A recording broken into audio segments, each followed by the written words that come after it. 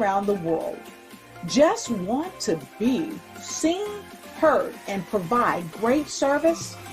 Well, I know that there is an expo that's going on to help entrepreneurs all around the world do just that and much more. Hi, I'm Dr. Lotus Roche. I'm the CEO of Lotus Roche Life Coaching and Consulting, along with being the show host of the Lotus Roche Ignite Show, news you can use and bring who you are.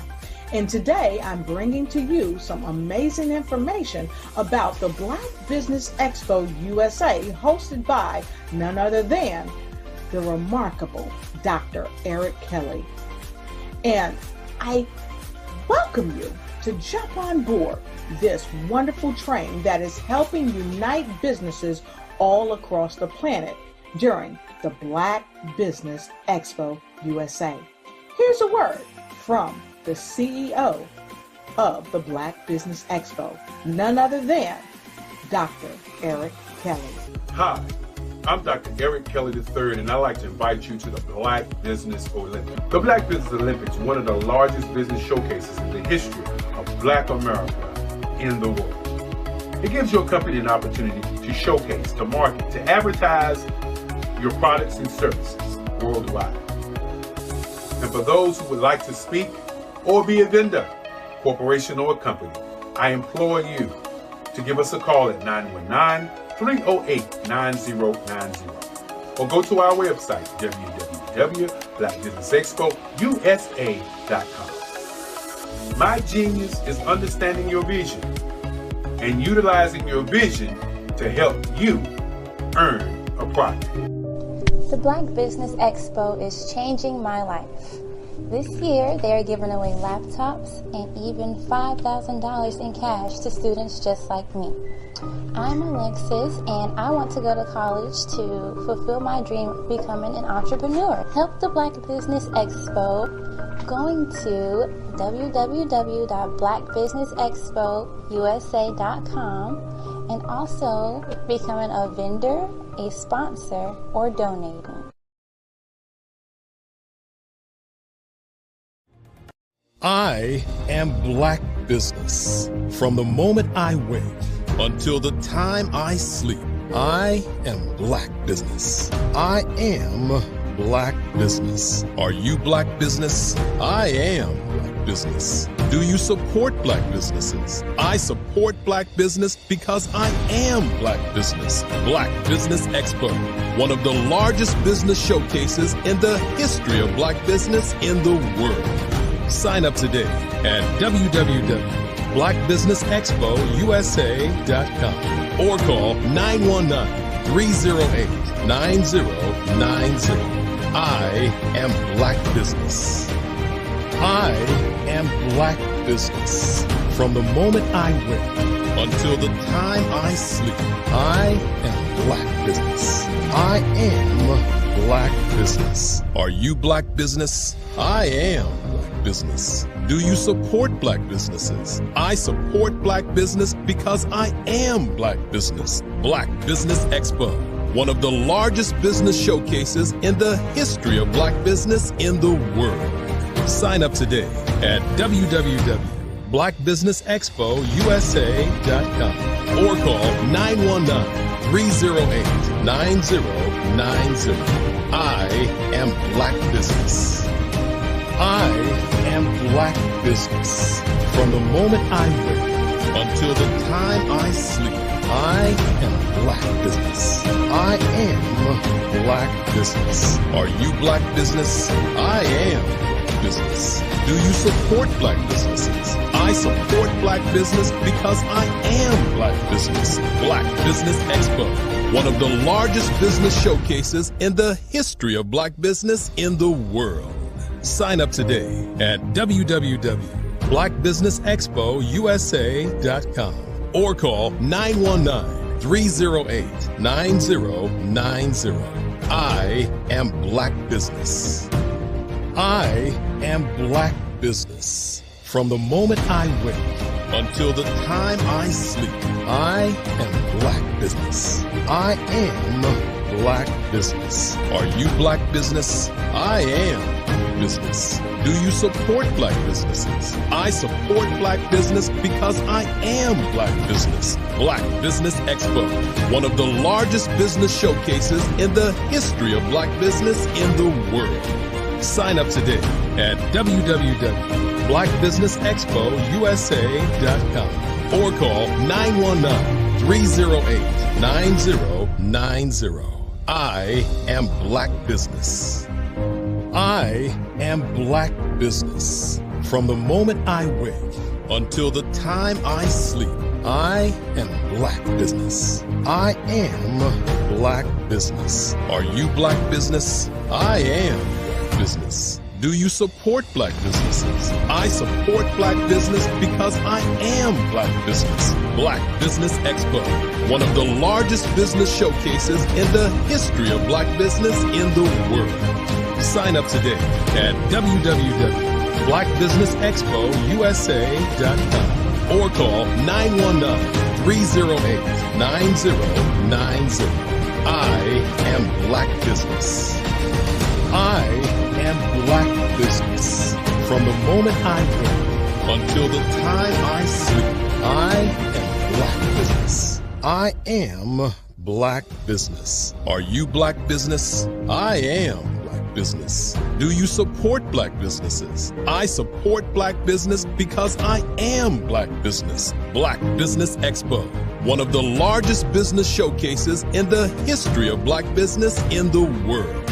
Sign up today at www.blackbusinessexpousa.com or call 919-308-9090. I am Black business. I am Black business. From the moment I wake until the time I sleep, I am Black business. I am Black business. Are you Black business? I am Black business. Prepare for what's coming and dominate in economic winter. Stand strong and thrive by showcasing your great products and services globally through the Black Business Network and Black Business Olympics. The Black Business Network has showcased over 2,000 companies with over $7 billion in sales each year. Over 10 million attendees have viewed the rebroadcast each month. Through the Black Business Olympics, unique styles of business training and mentoring are turning students into business owners and entrepreneurial warriors who will dominate in any economy. Gain the ultimate advantage of the Black Business Olympics, 7 days of unbelievable topics and speakers speaking around the globe. Donate your time and experience to provide expertise and scholarships to students worldwide and change the world. Now, more than ever, new insights, tools, strategies, and capabilities are needed. This is your chance for a major presentation to the world. Fill out the form and join the more than 2,000 speakers who have presented to over 200 countries. Join the Black Business Network streaming live into the Metaverse, STEM City, Black Multiverse Enterprises, Hulu, Amazon, YouTube, iHeartRadio, Apple, Facebook, LinkedIn, Pod TV, IBM TV, Spotify, and Google Podcasts. Sign up today. Spaces are limited, and we will see you there.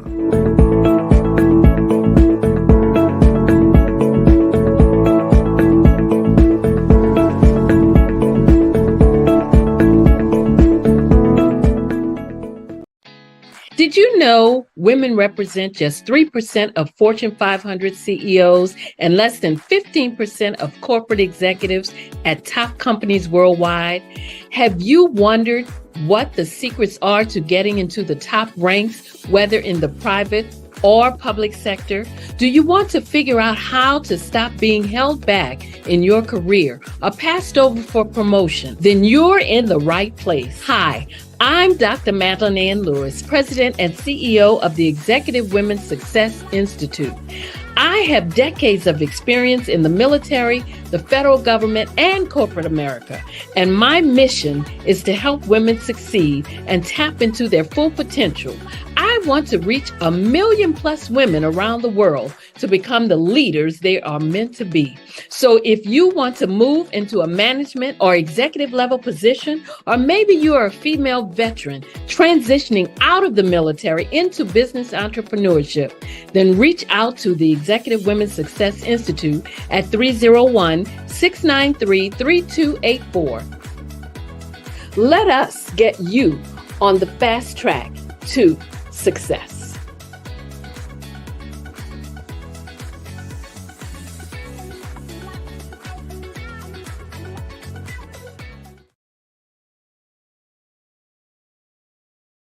I'm Ramon Gray, founder of Smart Hustle Magazine and smallbiztechnology.com.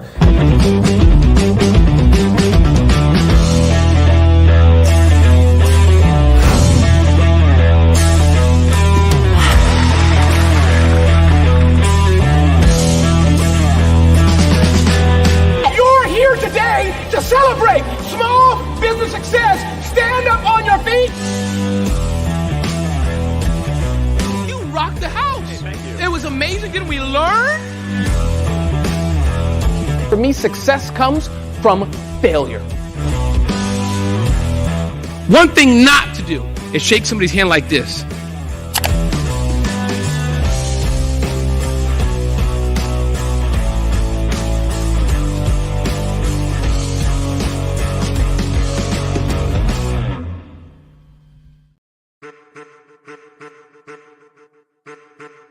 I am a child of the Most High God. He has gifted me in ways that I could not even imagine and didn't know.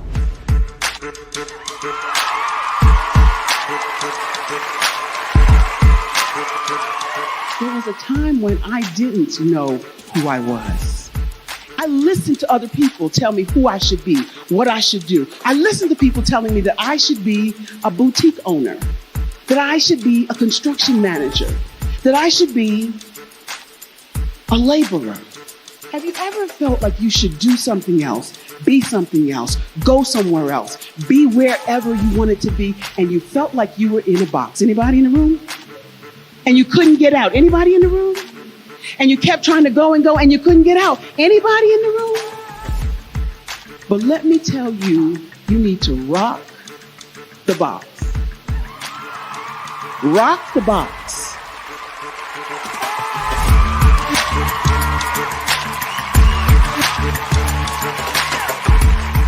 I am engaging, inspiring, and empowering.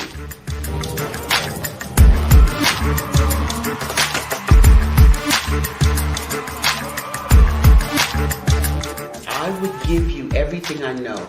Just by touching you, if I could, by osmosis, give you every single thing I've learned, I've gone through, I know I would. We know that's not possible, but as it is possible, I love to share information with people. Some of you out there, people have told you that you can't be, you can't have, you can't do. But I will tell you, like Kinston said, you can, you must, and you will. If it's to be, it's going to be me. You got to say it. If it's to be, it's going to be. If it's to be, it's going to be. If it's to be, it's going to be.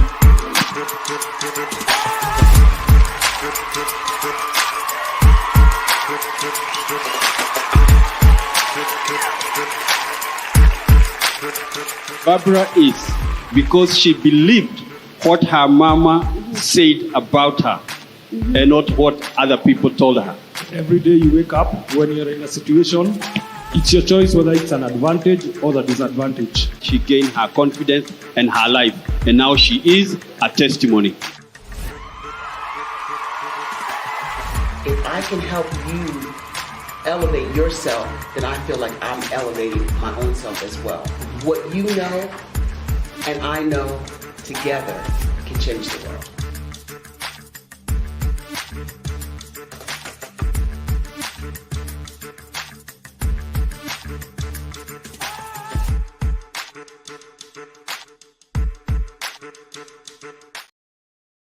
producers, directors.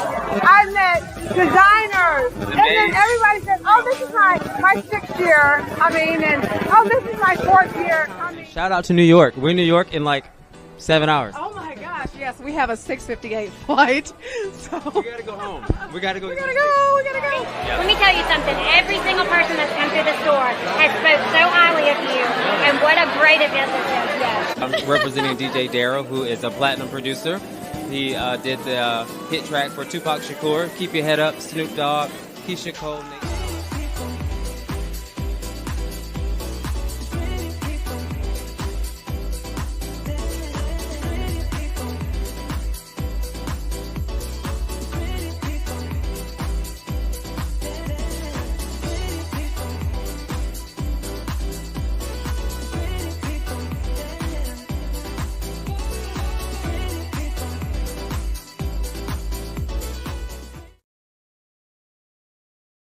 Hey, it's your girl Colette V. Smith. The V is for victory. My mama would tell you the V is for Veronica, but it's Colette V. Smith, the NFL's first African-American woman to coach in the history of the National Football League by way of being the first female in 2017 to coach in New York Jets franchise history. Today, I'm the founder of Believe in You Incorporated. Believe in You Incorporated. I got here because I didn't limit myself. I started thinking freely, living life freely. Don't limit yourself. Unleash your power, the power that God created you to be and to have. I got here because I didn't just follow a path. I created my own. You can do the same thing. You know why I know this? Because genius is common. I'm Kennedy Harris. My genius is being an entrepreneur. I'm the CEO of K-Lock, a company where I develop my very own line of kids supplements. I currently market my multivitamin for kids to help combat weak immunity. During the pandemic, research has shown that having a strong immune system is key to fighting off disease. My vitamins are for kids, but adults can benefit from them as well. I'm adding a proprietary blend to my supplement line. I want to create my own blend so that I have a competitive edge in the marketplace. Staying healthy is important to me so that we live longer and have healthier lives. My website is klockproducts.com. That is K-L-O-C-K. Genius is common.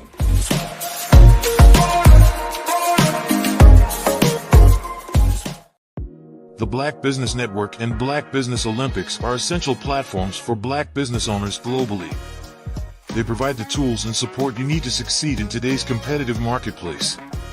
Join us today as we collaborate together with businesses from around the world to support our children, students, and young future entrepreneurs, Black businesses and corporations. We raise funds for students going to college and young entrepreneurs who are aspiring to be business owners, and we invite you to be a contributor today. Visit the website www.blackbusinessexpousa.com to connect with and learn more about how the Black Business Network and Black Business Olympics can help you not only share your amazing business story to businesses, but also serve future generations. Hello, my name is David Jones, CEO and co-founder of the Hello LLC, where we help businesses build a culture, brand an experience, and leverage technology to pivot into Web3. Join the Black Business Network streaming live into Roku, Metaverse, STEM City, Black Multiverse Enterprises, Hulu, YouTube, iHeartRadio, Apple, Facebook, LinkedIn, Spotify, Twitch, and Google Podcasts. Tune in, turn on, and let's thrive.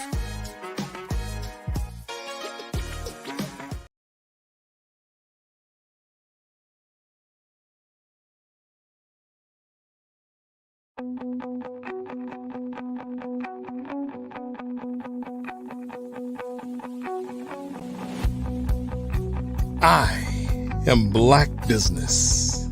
From the moment I wake until the time I sleep. Yes, I am Black Business. I am Black Business. Tell me, are you Black Business? I am Black Business. Do you support Black businesses? Listen, I support Black business because I am Black Business. Black Business Expo. one of the largest business showcases in the history of Black business in the world. The world! Sign up today at www.blackbusinessexpousa.com or call 919-308-9090. I am Black Business.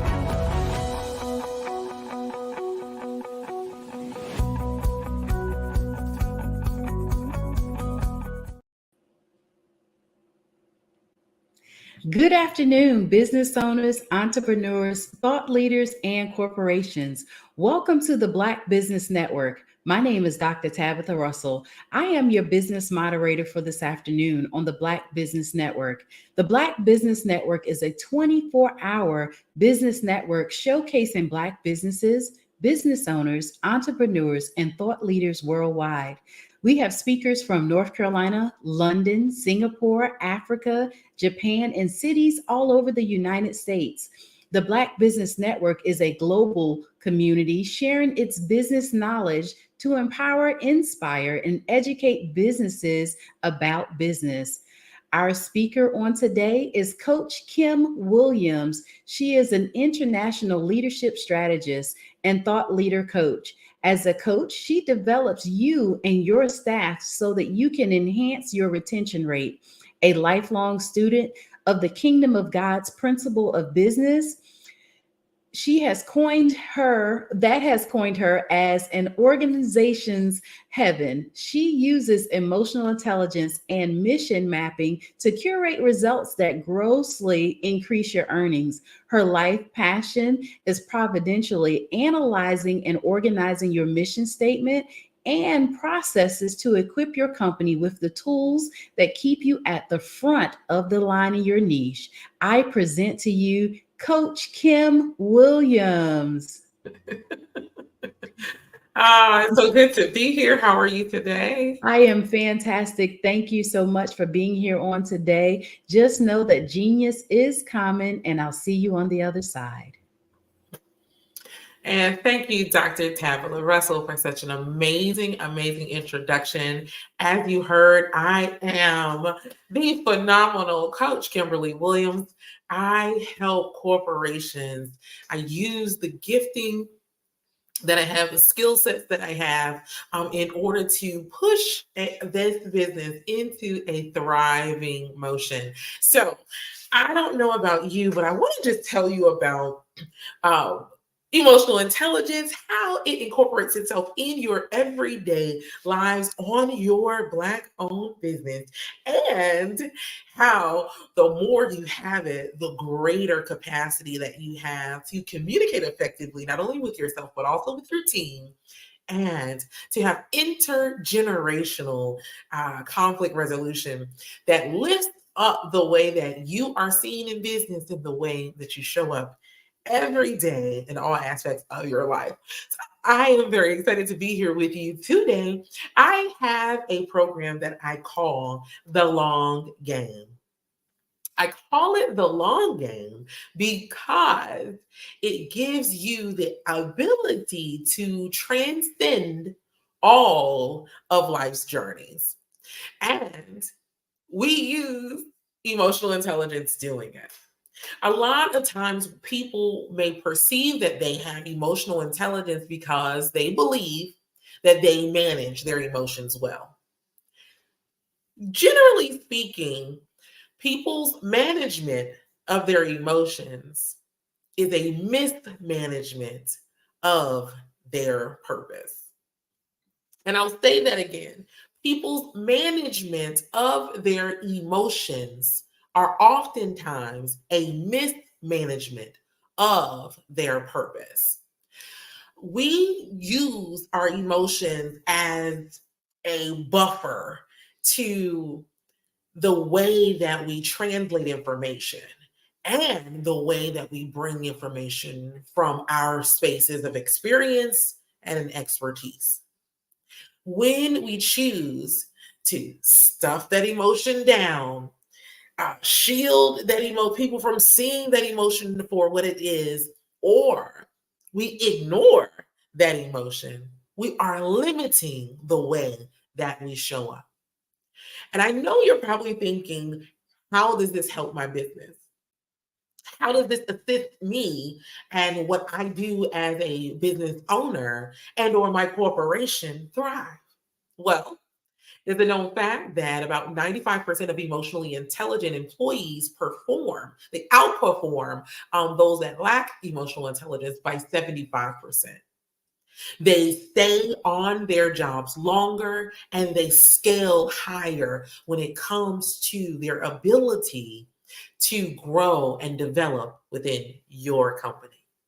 So, needless to say, an emotionally intelligent employee is a value to any business, and an emotionally intelligent owner is just as valuable to the growth and the trajectory of that corporation. And I know, again, I always say this, but nobody goes into business to remain the same for the next 10 years.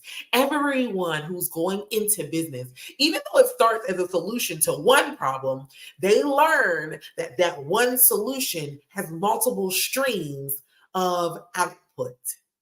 And the way that you affect this very world that we live in can expand if only you take the liberty to expand it. Now, let's talk about how emotional intelligence can hinder areas of your operations. All right. And so sometimes there is a fear that you may misinterpret the emotions of not only your colleagues, but also your staff members. There's also the opportunity for there to be emotional conflicts within that team. People may feel like they have a fear of being judged based on their vulnerabilities. And so if you have an environment or a climate within your organization or operations that does not yield space for vulnerability, does not have a clear way to resolve emotional conflicts between employees, and you're not really good at, you use stereotypical analyzations in order to interpret what your employees may be expressing or feeling based on their emotional state. And this message is for you.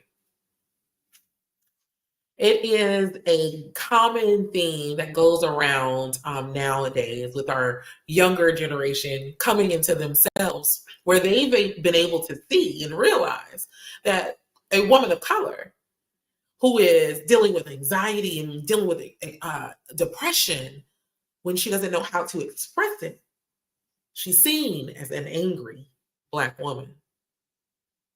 And in the same vein, the Black man who is emotionally charged and rightly deciphering a situation or a conflict is seen as an angry, raging Black man when they aren't able to express their emotions without fear of judgment.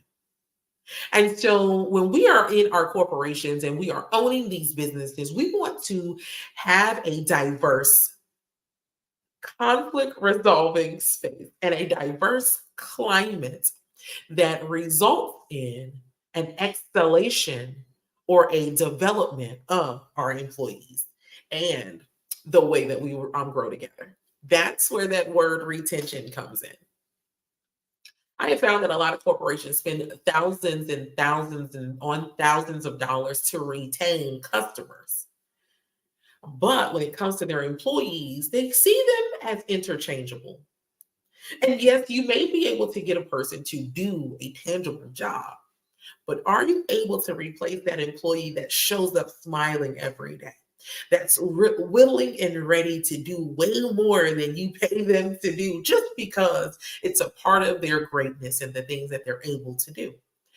Are you willing to lose the one that brings a light and or joy to your business, all because you haven't made a space to understand their emotional needs?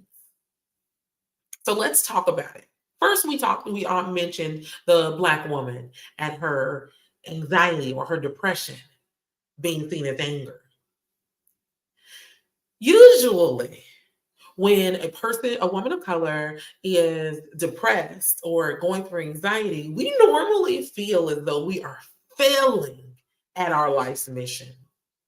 We are not able to accomplish the goals that we've set for ourselves in the way that we know we are capable of doing, even if that capability is when we are at our best. We overlook all of the signs that tells us that we are going through a character development moment and that it is causing internal conflict.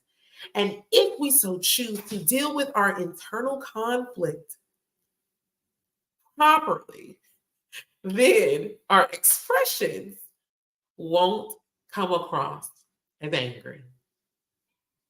And I'd say this is not necessarily the fault of the Black woman, or it is not, but it's the responsibility of hers to gain an emotionally intelligent approach to her emotional needs and her emotional triggers. Be able to perceive them so that when she shows up, whether she is dealing with an anxious moment or a moment that has her in despair, she is still her best self.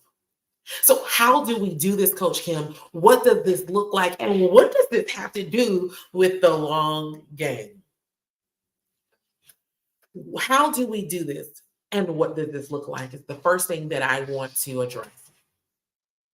So what this looks like to you and to me is a conversation with yourself, an honest and an earnest conversation, one that says, I am feeling differently than I normally feel. And so what I normally do, this is just myself, and I'll recommend it to you, but if it was my problem, I would lay quietly, sit quietly to myself, and I would address myself from my head to my toes. How are my toes feeling? Are they constrained?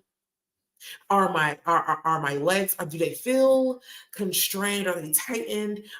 Because if my muscles are tightened, then that means I am in a heightened state. I am in a survival state. So how did I sleep last night?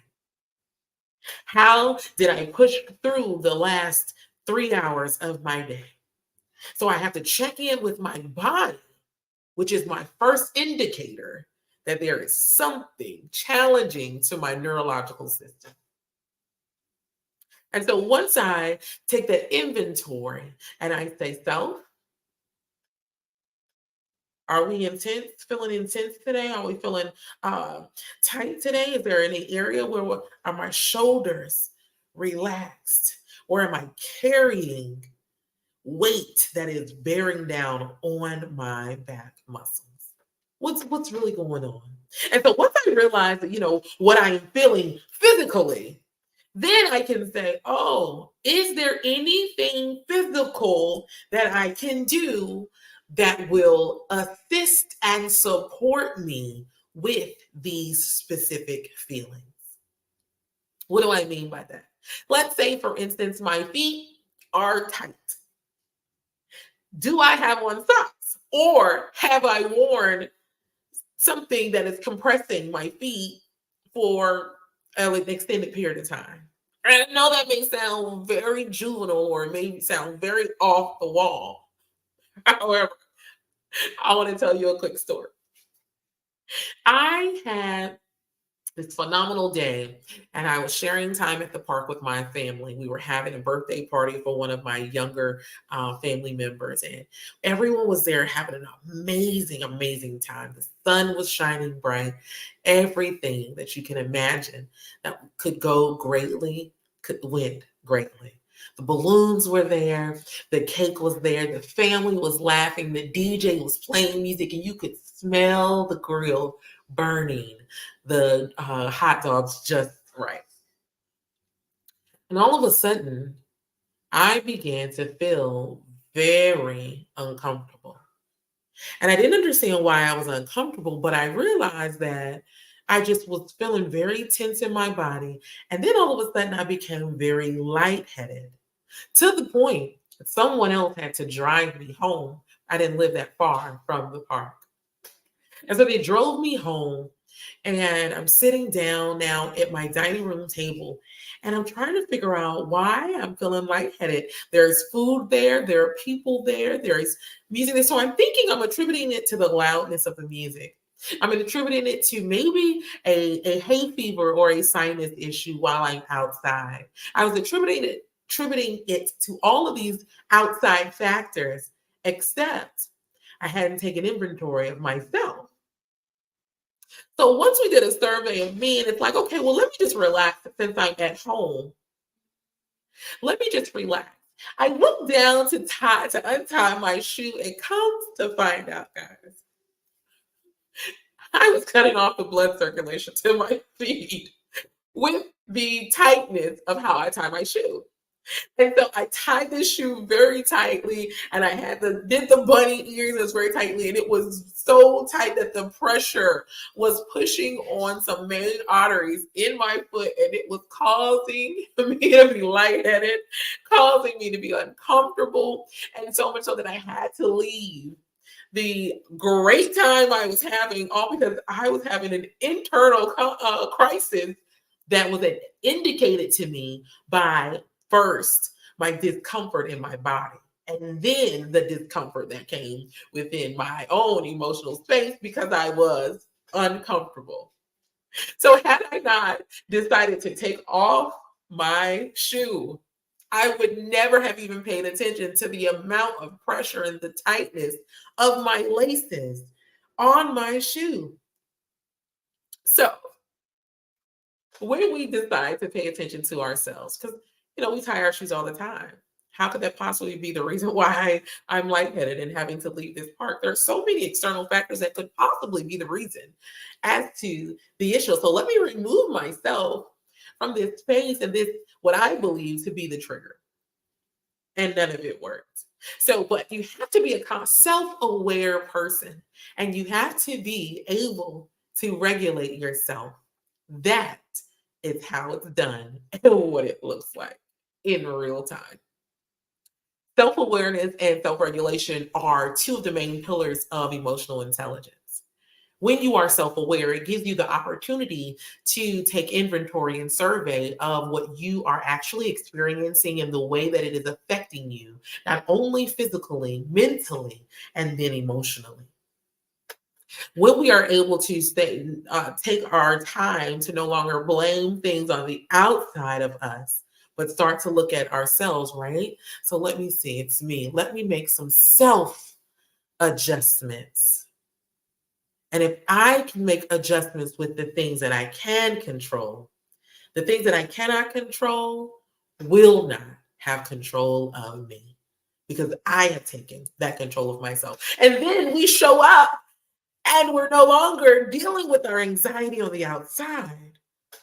We've taken the necessary liberties to handle it ahead of time. And so no longer is the anxious, depressed woman of color seen as the angry Black woman. So that is what that looks like. That is how that's done. And the reason why it is a pillar of the long game is because we're going to always deal with circumstances and situations in our work life and in our personal space that will disrupt us and cause us to have an emotional response. And if even our emotions are being misinterpreted on the outside by an outsider, we have the ability and the tools to be self-aware and self-regulate. So one, we can advocate for ourselves, and two, we can recover swiftly. So when we are dealing with corporate settings and we are dealing with external crises that take place in everybody's life, we all have a moment that we have to recover from. It is inevitable in everyone's life. How often it happens and when it happens is completely out of our control. However, the way that we handle it Now that's where you become the leader. That is where you shine as a personal leader in championing conflict resolution within yourself. And this is the thing. Like I said, I'm usually dealing with corporations and corporate staff who don't even realize that they are not operating emotionally intelligently because they feel like, oh, I can manage my emotions. But again, that means they push their emotions down and they go outside and they're having a cigarette, or they push their emotions to the side and they hyper focus on whatever their task is for the day. And they go home and they're completely empty because they have not done the work that was necessary for themselves. They've only done the work that they needed to do to receive a paycheck. And I don't know about you, but I think it was Steve Jobs who said he wished he would have realized that the things that money cannot buy are the things that he would want the most when he has nothing but money. He was a billionaire when he left this earth, and he could not fix himself at the end of it all. Because when you put all these stressors on your body and you deal with these anxieties and situations in a way that you're compounding stressors, it breaks down your systems that run you. So then your immune system, your digestive system, your nervous system, all of those systems, biology class, those systems began to take the brunt of what you are experiencing. And so Steve Jobs said, you know what? I probably would have had a fight in this thing if I had realized how important it was to build wealth in my emotional bank and in my mental health and mental well-being bank than just my fiscal bank account. So bear that in mind as we continue to move through the most important areas of a life of a CEO, a corporation, and/or a team. Okay. Number 2, we talked about the fear of emotional conflict between employees. Now, when you are dealing with employees who lack emotional intelligence, there are a few red flags for your business. One is the manipulation of your system, of your policies that will cause greater internal conflict for your team. Number 2 is the way that they choose to handle and deal with one another. Now, is it creating a climate that is uncomfortable for your corporation or business? And then does that bleed into the way that they show up for the customers that you serve, the clients that you serve, or the way that they deal with you guys interact within your team meetings now? Because person A and person B have this emotional issue that has taken place and it's unresolved now. And when you lack the tools of awareness, regulation, empathy, then it's very difficult to resolve this conflict without, laying down the hammer. Just so we're aware, you don't have to fire everyone who has a conflict within your business. The contrast of opinion is not a contract breaker, or it should not be. A contrast of thinking and perspective should resolve in an understanding and a greater growing perspective of the overall world versus just your micro world. And so I want to take the opportunity just to have this conversation with you about things to look out for when you and your business lack emotional intelligence. So the manipulation of your policies I have seen on countless of occasions the person who has studied the policies and rules and regulations handbook for employees. And so when there is an issue, they teeter-totter on the very line, the cusp of that line that says that they are operating just enough to not cause a light bulb to go off and say that they are an issue, but they will definitely push someone else over that threshold. They know how to lean against the boundary without breaking it. Now, you would say that that person's intelligent. They would be an amazing employee if they were emotionally intelligent. But for now, their personal leadership is based on manipulation. And so when we are dealing with that type of personality and we don't have tools of emotional intelligence in place, especially written within our policies and processes, then we open the door for greater conflict. What would be greater conflict? Greater conflict would be the person always running to HR, sending nice, nasty, passive aggressive emails or snide comments within a meeting setting. So then they're making it a very uncomfortable environment for the team itself to thrive. Now, why would you be concerned about this as a business? Why would this be something that would trigger your attention to be able to to then have these conversations with your leadership development to be able to start to develop this skill called emotional intelligence? Because the more that you have conflict within your business that is unresolved, the more of a revolving door you have. But you'll have that one person who's always causing the conflicts to remain. And you're not aware that they're the one causing the conflict because they know, again, how to manipulate, especially when you lack emotional intelligence. Because they know to do things like buy you gifts, give you information, help you out a little in areas that you need assistance. They know how to stay on your good side while they are running away all your magnificent, diligent, and capable staff members.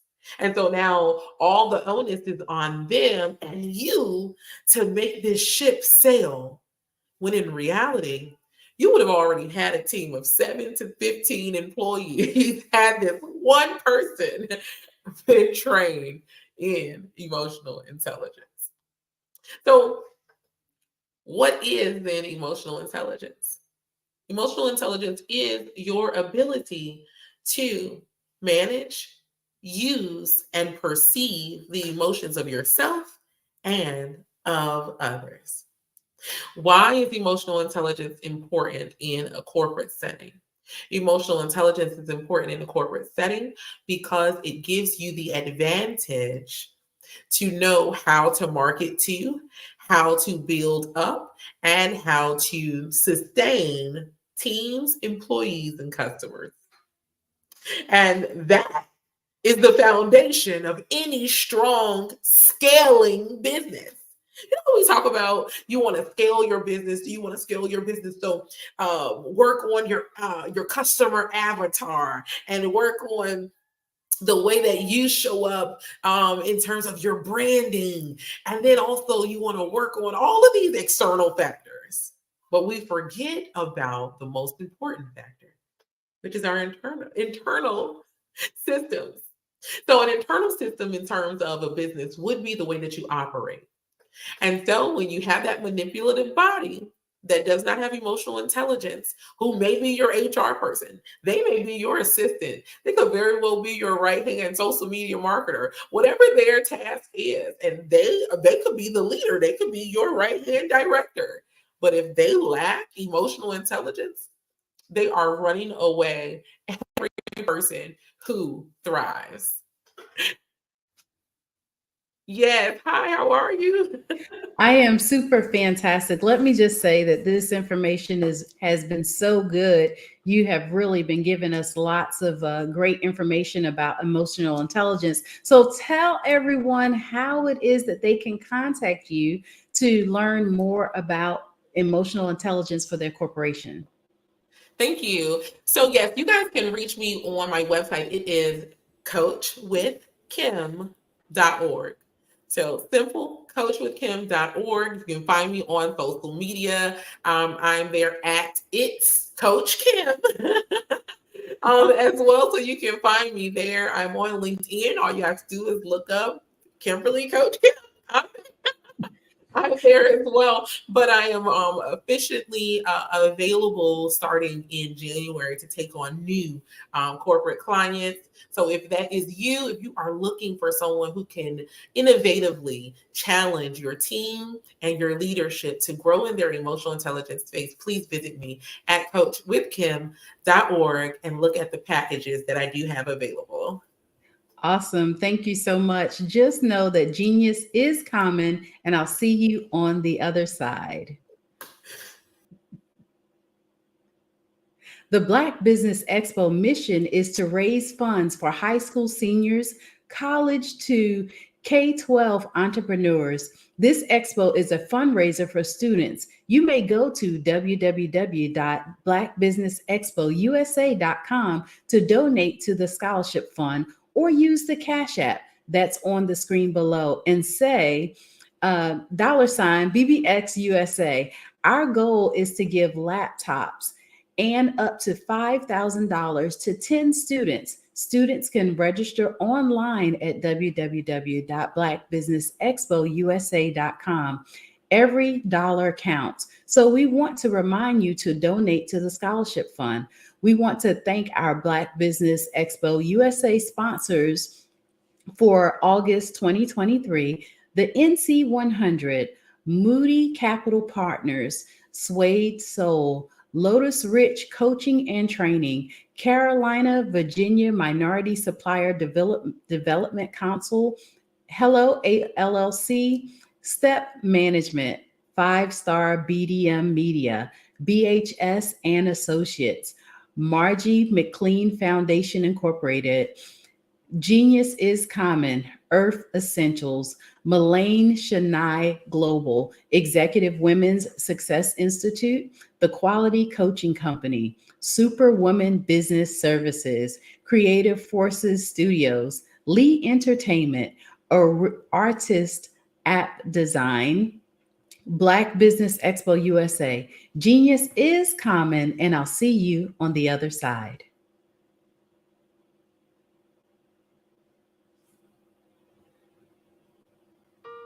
Hello, this is Israel, and I am CEO of Daydreams Interactive and author of Princess Planet. So, genius is common, and as a kid, I loved to daydream. Even as an adult, I love to daydream. And when my daughter became 6 and loved princess characters, but we just could not find the diversity that showed her, we created our own characters. So, for instance, you have Princess Nulu right here. Princess Nulu is from Uganda, and her genius is that she loves to take care of animals. She can actually even listen and hear what they say. And then we have Princess Isabella right here. Princess Isabella, she's from Cuba, and her genius is biochemistry. One day she hopes to eliminate disease. Then we have Princess Nia right here, and Princess Nia is based off of my daughter, and she is what she wants to be, the greatest dancer alive. So that's her genius. So what's your genius? My genius is my imagination. Genius is common.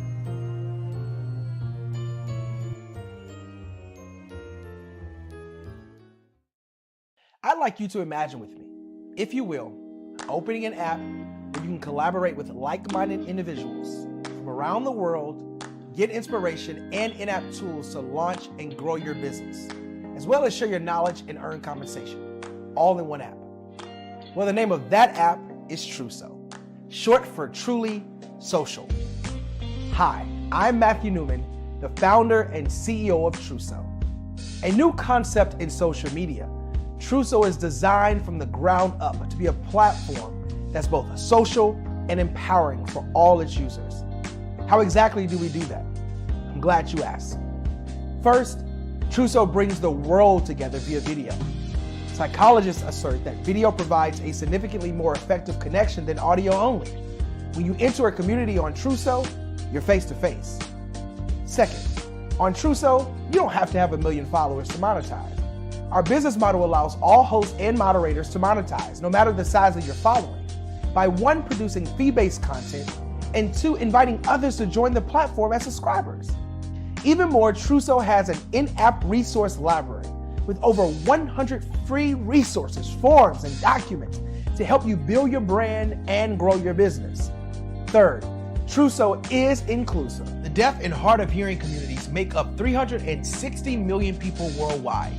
Unlike audio-only apps, Truso embraces this community, providing a networking platform that allows them to participate via video and closed captioning. We even have a deaf and hard of hearing foundation in the works as well.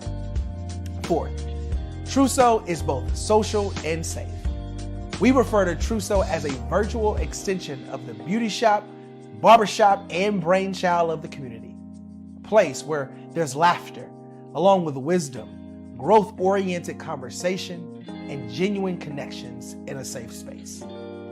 Truso even has proprietary security to ensure we maintain a safe environment for everyone. Where are we at now?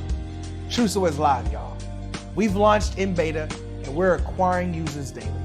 We have an incredible development and marketing team, plus amazing celebrity influencers at the table, helping us spread the word around the globe, beginning within the African diaspora and beyond by creating a safe space for growth, connection, and collaboration.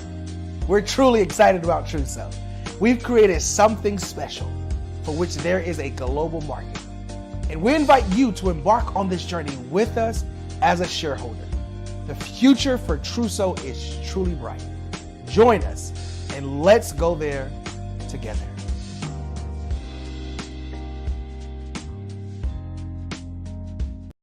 Follow the Brand TV broadcast host, Grant McGaugh, as he visits with top executives and entrepreneurs to find out their secrets of success with their personal brand. Follow the Brand TV broadcast host as he focuses on brand development to build better relationships, bring value to your business, relationships, and career. You will enjoy listening to each episode that is tailored to speak to you directly. If you're looking for this type of clarity in terms of building your brand, you have tuned into the right station. Each episode will help you to shape a conversation in the 5-star BDM network of 20,000 professionals and become a springboard for your corporate engagement and business opportunities. Each guest will frame their story in the areas of personal branding, business development, career development, financial empowerment, and technology innovation. Grant McGaugh explains why he is the CEO and owner of his own professional career. Grant is an accomplished business leader and entrepreneur who wants to give back to individuals to grow their personal brand strategy. Tune in as he weaves his story about new possibilities, while to you exceed expectations. If you love storytelling, this show will make for fun.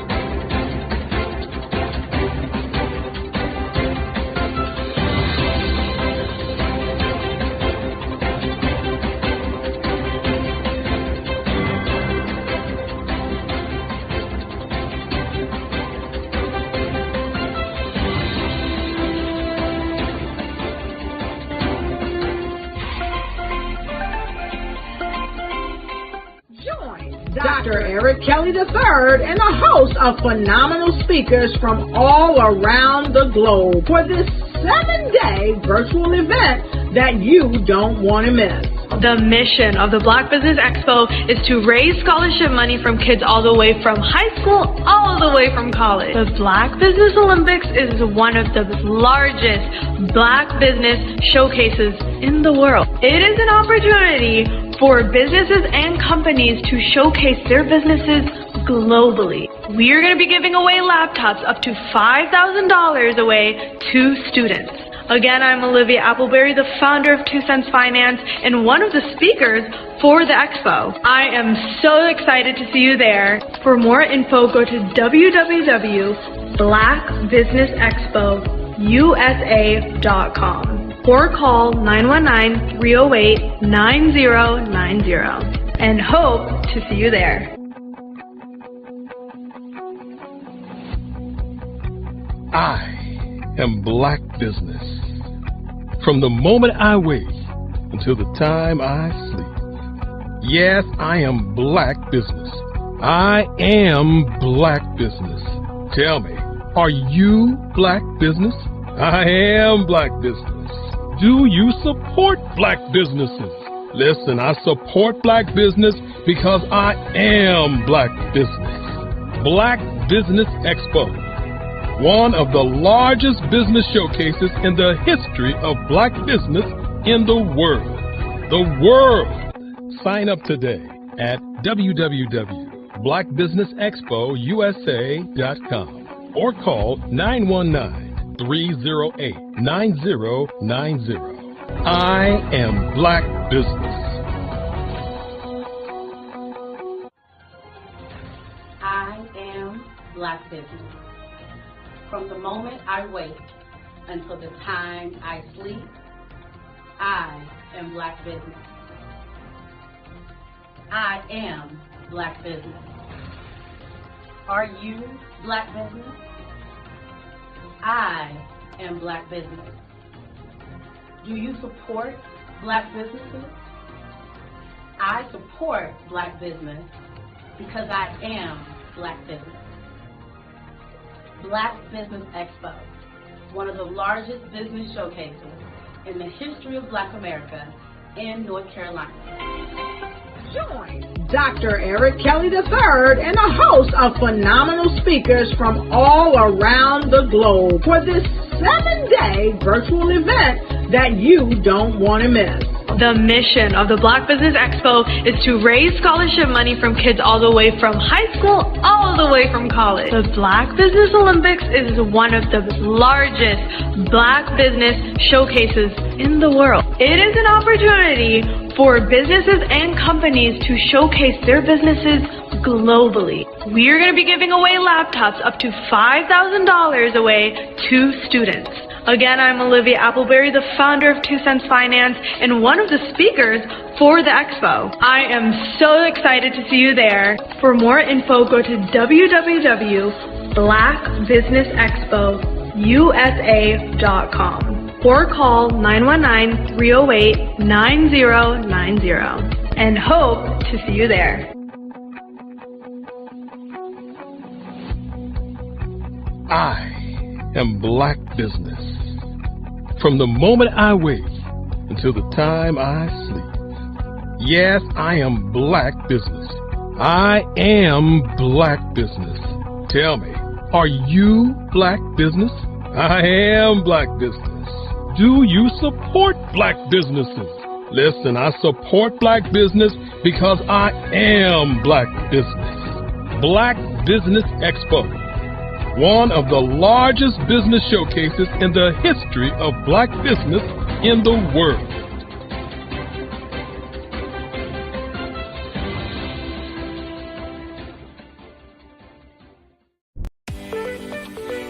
You are in the right place at the right time. The Black Business Network opens again for its Black Business Olympics, a 24/7 broadcast on business, strategies, global branding, social media marketing, finance, advertisement, and much, much more.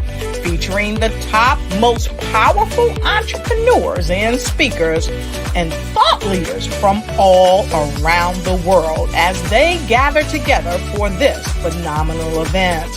Join the Black Business Network streaming live into the metaverse, STEM City USA, Black Multiverse, Pod TV, Roku, Hulu, iHeartRadio, Apple TV, YouTube, TikTok, Instagram, Google Podcasts, Facebook, LinkedIn, IBM TV, Spotify, and Twitch. Tune in today and be a part of this amazing movement.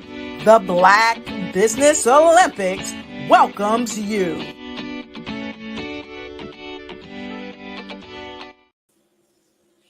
Good afternoon, business owners, entrepreneurs, thought leaders, and corporations. Welcome to the Black Business Network. My name is Dr. Tabitha Russell. I am your business moderator for this afternoon on the Black Business Network. The Black Business Network is a 24-hour business network showcasing Black businesses, business owners, entrepreneurs, and thought leaders worldwide. We have speakers from North Carolina, London, Singapore, Africa, Japan, and cities all over the United States.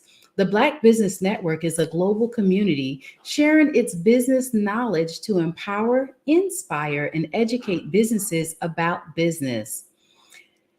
Our next speaker is Trudy B. Parson. She is the owner of Fortify the Business Launch Firm. She is able to offer business clients a comprehensive experience and a strategic plan for financial success and for entrepreneurial clarity while providing financial support via grants and loans for aspiring and current business owners.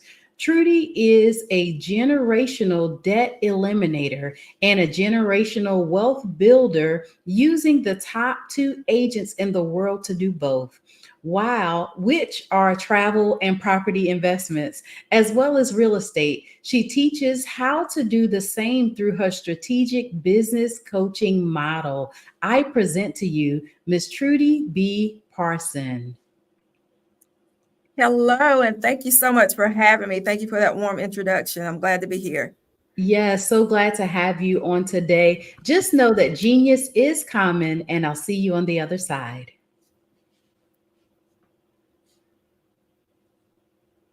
Again, I'm so happy to be here. Thanks to you all for hanging out with me today. Like she said, I'm Trudy B. Parson, known as the Business Launch Coach Extraordinaire, founder and CEO of Fortify the Business Launch Firm. We are the only comprehensive business launching firm in the state of North Carolina. And that simply means that we offer everything that the business owner should and could be using, from tax strategy, tax preparation, alternative business funding with over 72 underwriters under our wing. When the bank says no, one of ours should give you a yes, right? We have grant discovery, grant writing. We have master classes, master courses, all built around all things business. I'm an empowerment speaker. I just happen to own all the tools that I speak and teach and coach my entrepreneurs about.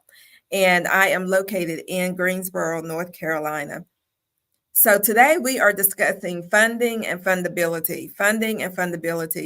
And what I can tell you is, if I were to give you a list of grants and loans and where to locate that information, or specifically those grants that are available and loans that you should apply for, and simply give you a list, but I don't teach you about how to get an approval, I have been a huge disservice to you. And so, of course, if you're applying, you are hoping, wishing, and praying for a yes from a grant application or a loan application, whichever one you're engaging in. So we will cover the logistics of obtaining funding for your business. And I want you to get ready and get your best note-taking tools with the intention of later executing. And let's go get the bag, right? It's about getting the bag. So any business that you're in, any industry that you're in, cannot thrive or scale or sustain without funds. That's just the truth of the matter. Whether it's funds that you're earning from clients or those that you're partnering with, or whether it's funding from lenders, investors, or grant providers. So we have to on the how, what, and the where of funding. Again, I hope you have your best note-taking tools together with the intention of later executing. And remember this, information plus execution equals revenue. Information plus execution equals revenue. So we're not just talking here today. We are making sure that it's something that we are going to execute so that we can generate revenue for our business. Okay, so you should have your note-taking tools ready in front of you, and you should be ready to dive right in, because I am. I think it's so important to get this information to you. And of course, in the time that we have to spend together, I can't get it all to you, but I'm going to do my very best. So when we talk about fundability, what we're talking about is, are you fundable? Are you in a position to be funded, to get a yes, to get an approval? Are you in a position where your business is established on a firm foundation? What that means is that you have all of these pieces in place. And you might say, what pieces? What pieces, right? So I'm going to give you those pieces. You can do it as like it's a checklist, form a checklist to see what you have and what you don't have. And whatever you find that you're missing, put it into place. Put it into place. So the first thing we're going to talk about is coming up with your business name. When you're choosing a business name, make sure that the industry is not a high risk industry, and the name of your business is not a high risk name. So where can you find that information? So you can go to the NCAIS website, scroll towards the bottom. It's going to show you some high risk industries and high risk names. Why does it even matter if it's high risk? Well, if it's high risk, you're less likely to be funded, whether it's grants or loans. So you want to make sure that you are being very specific about choosing your name. You want to make sure that the business name doesn't already exist and is not registered where you're operating. You could do that by going to the Secretary of State website, search the name, and see what's existing. Okay. The second thing you're going to do is determine where your business is going to be located. Your home address should not be your business address. You know, if they put the address in and it pings on the Google map, you know, the little red thing on the Google map, if it pings a home, this is a red flag for people who are trying to see if you have a legitimate business. Now, you and I both know more people are doing home-based businesses more than ever before, especially since COVID. But that doesn't matter. You need to have a virtual business address, a physical address. And so there are tons of people out there offering virtual business addresses. But what I would suggest to you is to check with your state's registered agent. Check with your state's registered agent. And a lot of times you can use them for sometimes $50 a year, opposed to $50 a month that some virtual business companies offer their service. So check with that. The third thing is you want to apply for your LLC or whatever business entity you're looking to operate under. So you want to get your business registered. Remember, these are all pieces that should be put into place to help you get the approval and the yes that you're looking for in funding. You should also apply for your DUNS number. Your DUNS number on Dun & Bradstreet, dnb.com. You're able to go on there and apply for your DUNS number, which is simply, if you think about your Social Security number identifying you, your DUNS number will identify your business. It will identify your business credits, where your business credit is reported. You should also have an EIN number, which identifies your business just as your Social Security number identifies you. So we have our business name, we have our business address, we have our business registered, we have an EIN number, we have a DUNS number. You can come up with a business logo. You want to get a business telephone number. It can be local and or toll free. Register your business with 411. And you could do that by going to listyourself.com. Listyourself.com. Get your business a single one-page website. You don't have to have anything elaborate. It doesn't have to be extensive, especially starting out, but you need to have at least a one-page website, somewhere for people to land when they're searching for you, right? We've all done it before. We've looked up businesses, we've gone to social media, we've looked for their website, we do all the things to determine if they are legitimate. Well, lenders, grant providers will all do the same thing. So your business needs to at least have a one-page website. You want to create a business email, something professional, with your name at your domain.com, .net, whatever that's going to be. But it needs to be your name at your domain.com or net or org, depending on the type of business that you have. And you want to find your NAICS or SIC code. And you need this when opening a bank account.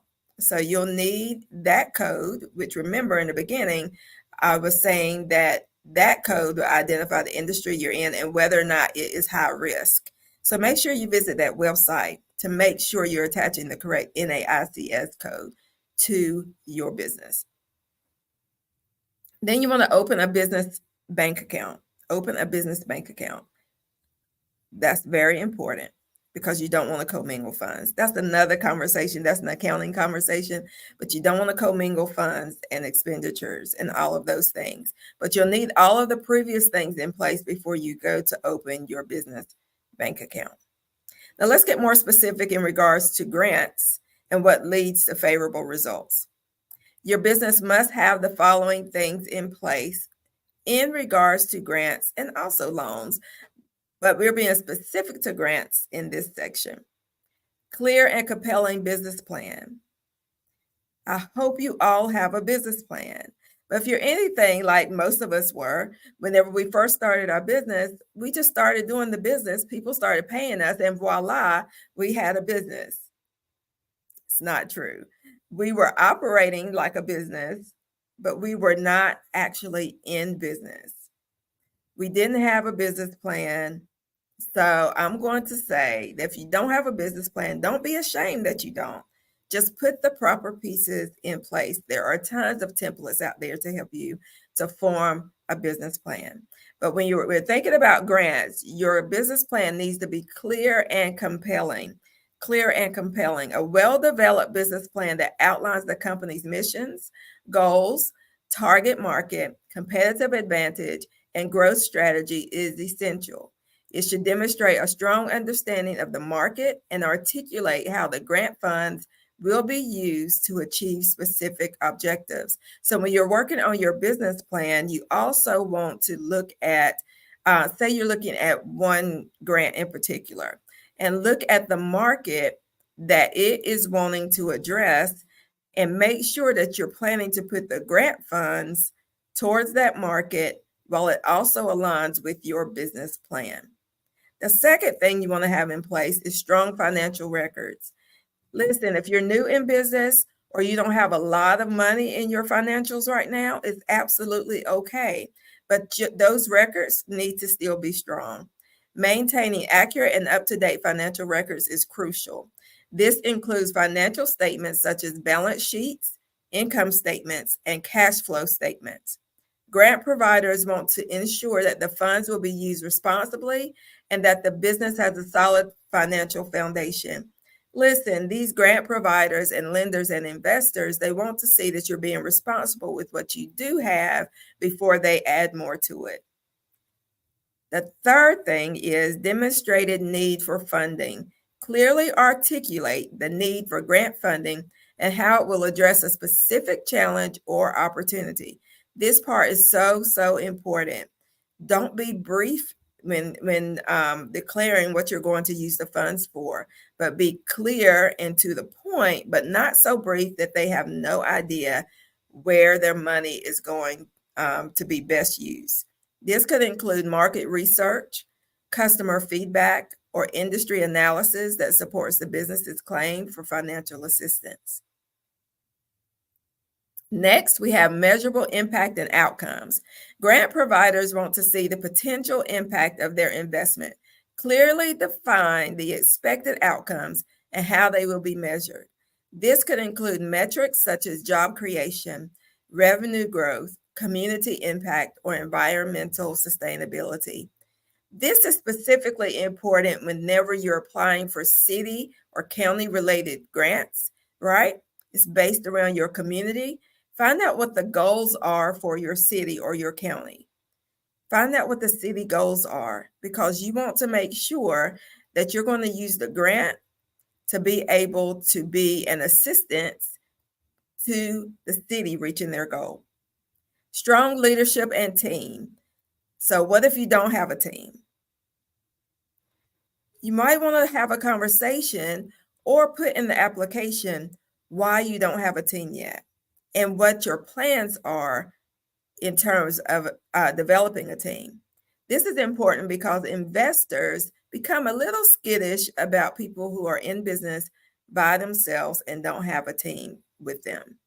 It comes down to accountability. They want to know that you have team members who will hold you accountable, but without a team at all, that's not possible. Highlight the qualifications and experience of the business's leadership team. So if you do have a team, you want to highlight their qualifications. So them just being a good friend or a family member is not a qualification at all, right? That qualifies them to be on the team. Grant providers want to see that the business has capable individuals who can effectively manage the grant funds and execute the proposed project. They also want to know this just in case the business's leader has to step out or step down for a little while for whatever reason. They have team members that could continue the work and the proper management of the grant funds. Digital presence and online reputation. Listen, this one is huge. You know, people applying for jobs even have to make sure that this information is accurate and it is presentable and it is professional. So in today's digital age, having a strong online presence is crucial. Grant providers may research the business's website, social media profiles, and online reviews to assess its credibility and reputation. Ensure that the digital footprint reflects professionalism, expertise, and a positive brand image. Let's back up just a second to social media profiles. It does not, I'm not saying only will they search your professional or your business social media profiles, but they're going to look at your personal social media profiles. Some people feel like, wow, so my personal one is personal, has nothing to do with my business. Well, these people issuing funds feel absolutely different about that. They want to see who you are in your personal space to see if you can be trusted, right? They believe, which is mostly true, the way you do anything is the way you'll do everything. So they'll take a look at your social media profiles, even your personal ones, to determine whether you are professional, trustworthy, whether or not you have a positive brand image, because your brand image follows you absolutely everywhere, even on your personal page. Previous success or track record, if applicable, showcase any previous successes, awards, or recognition that the business has received. This demonstrates the business's ability to execute projects effectively and increases its credibility in the eyes of grant providers. See, we're talking about having all these things in place from a grant provider's perspective. The next piece is alignment with grant providers' mission and priorities. Research the grant provider's mission, values, and funding priorities. Tailor the grant application to align with these priorities and clearly articulate how the business's goals and objectives align with the grant provider's mission. It's kind of like you're trying to make friends with a new person, or you're trying to get into a relationship with a new person. A lot of times what people will even do there is search social media, search other platforms to learn more about the person before engaging in conversation and relationship with them, so that they can cater to what that person already likes. Same thing here. You want to look at the grant provider and see where they are passionate, see what they're building their grants around, see what their purpose is, and you want to take your business and fit it perfectly into what they are looking for. Strong community engagement. So listen, anytime I'm coaching anybody, we always begin with the conversation about what is your business doing in the community? How is your business serving the community? So grant providers often prioritize businesses that have a positive impact on the community. Highlight any community involvement, partnerships, or initiatives that demonstrate the business's commitment to social responsibility and community development. Why do you think that's so important? I can tell you. It's so important because grant providers want to be in partnership and relationship with people who are not just takers, but they're also givers. Professionalism and attention to detail. Pay close attention to the grant application's formatting, grammar, and overall presentation. Ensure that all required documents and supporting materials are included and organized in a professional manner. And this is important because some grant applications have been denied simply because they mistyped their EIN or Social Security number or mistyped the name of their business. Yeah, it's an accident. It can happen to anybody. That's why you should have several eyes on your application for proofreading. So important. By having these basic elements in place, including a strong digital footprint, a business can significantly increase its chances of securing a business grant. Just by having these 10 things in place, it will increase your chances tremendously. A strong digital footprint for a small business typically includes these following elements: a professional website, a well-designed, user-friendly, not complicated website that accurately represents the business's brand, products and services, and contact information. It should have clear navigation, engaging content, and a responsive design that adapts to different devices. So some of the devices, like it may open up different on your laptop than it would on a cell phone. So you want to make sure that your website crosses over efficiently. Active social media presence. They want to see that you are active on your social media, not that you just have an account, right? Because somebody that hacks into your account can do that. They want to make sure that you are active and the content is consistent with your brand and who you are. Maintaining active and relevant profiles on social media platforms that align with the business's target audience. This includes regularly posting, engaging content, responding to comments and messages. So important. Don't just throw a post up and don't respond to comments and messages. There is a fortune in the follow-up, and there's also a fortune in your comment box. And using social media as a tool for customer engagement and brand building. Positive online reviews and ratings. So if you're engaging with people in business, ask them to leave you a positive online review and rating. That shouldn't be difficult if they had a positive experience with you.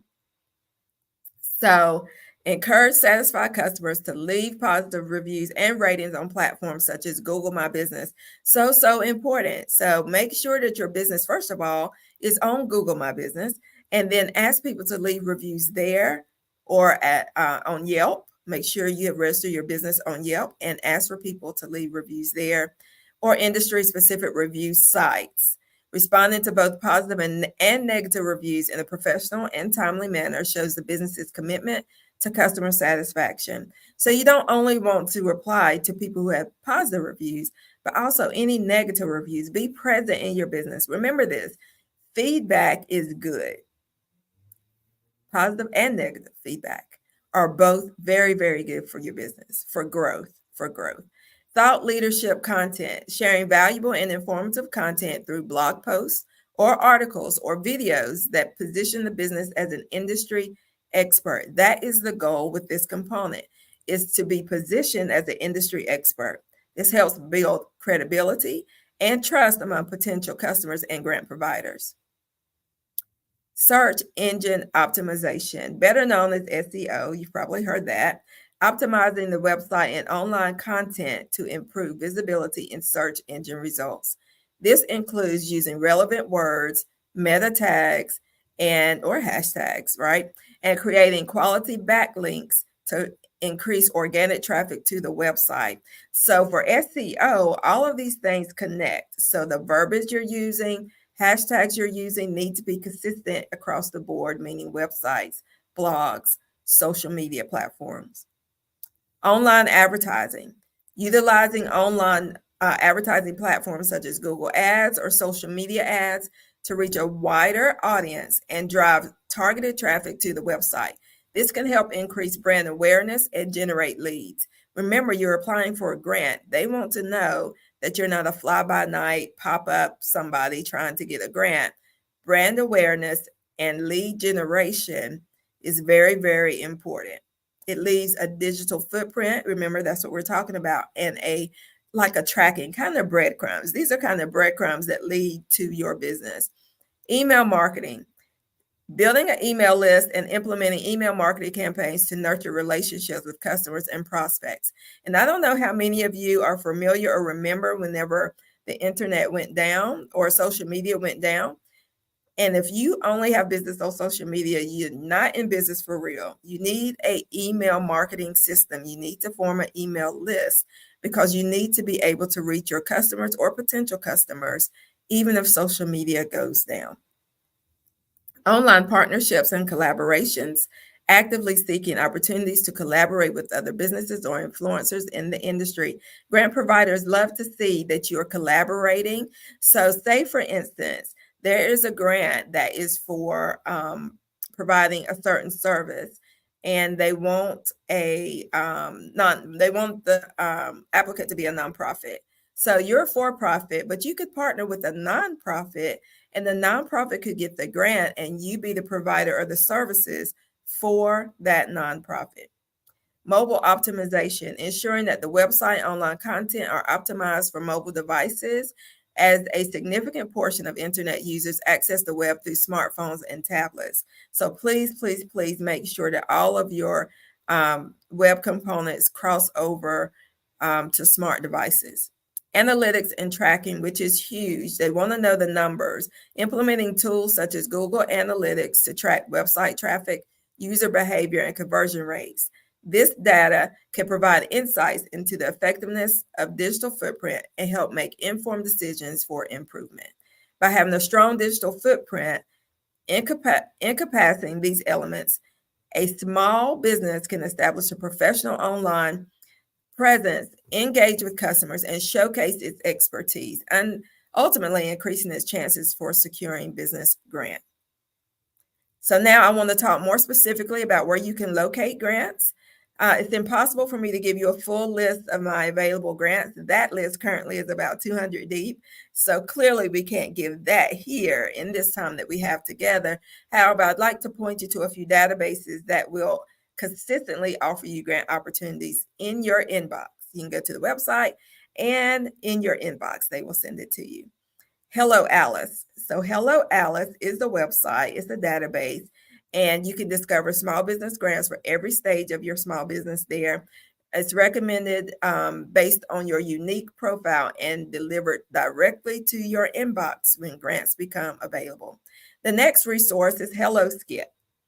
It's the #1 funding and grants marketplace for small businesses and entrepreneurs. And they also have an internal grant that they give away weekly. So connect with Hello Skip.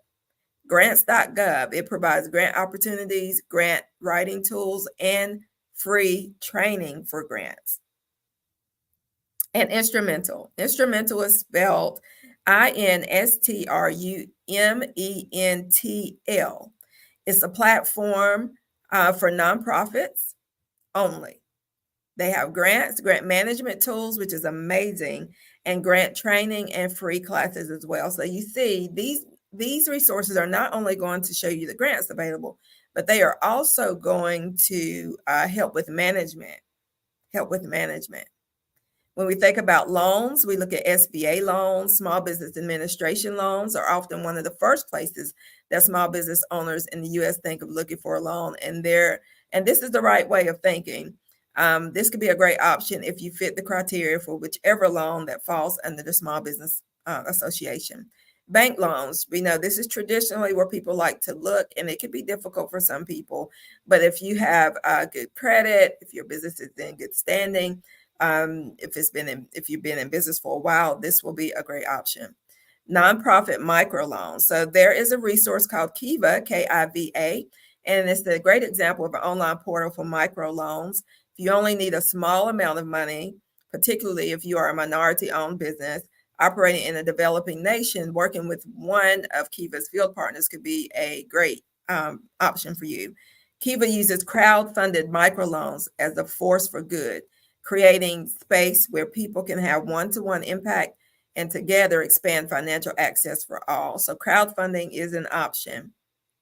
There are U.S. government funding options as well. So Small Business Lending Fund is a dedicated government fund that provides capital for small business loans through specific lenders in each U.S. state.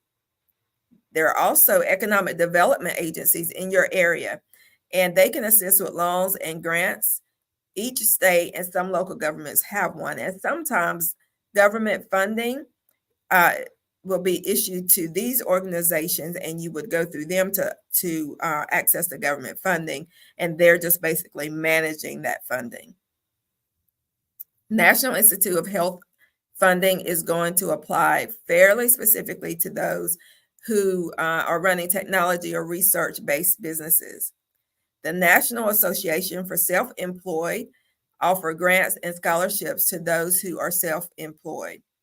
Government small business grants are often industry specific, but there is a lot available. The SBA offers a convenient area on their website to conduct research about which may be just right for you. So take some time to do the research.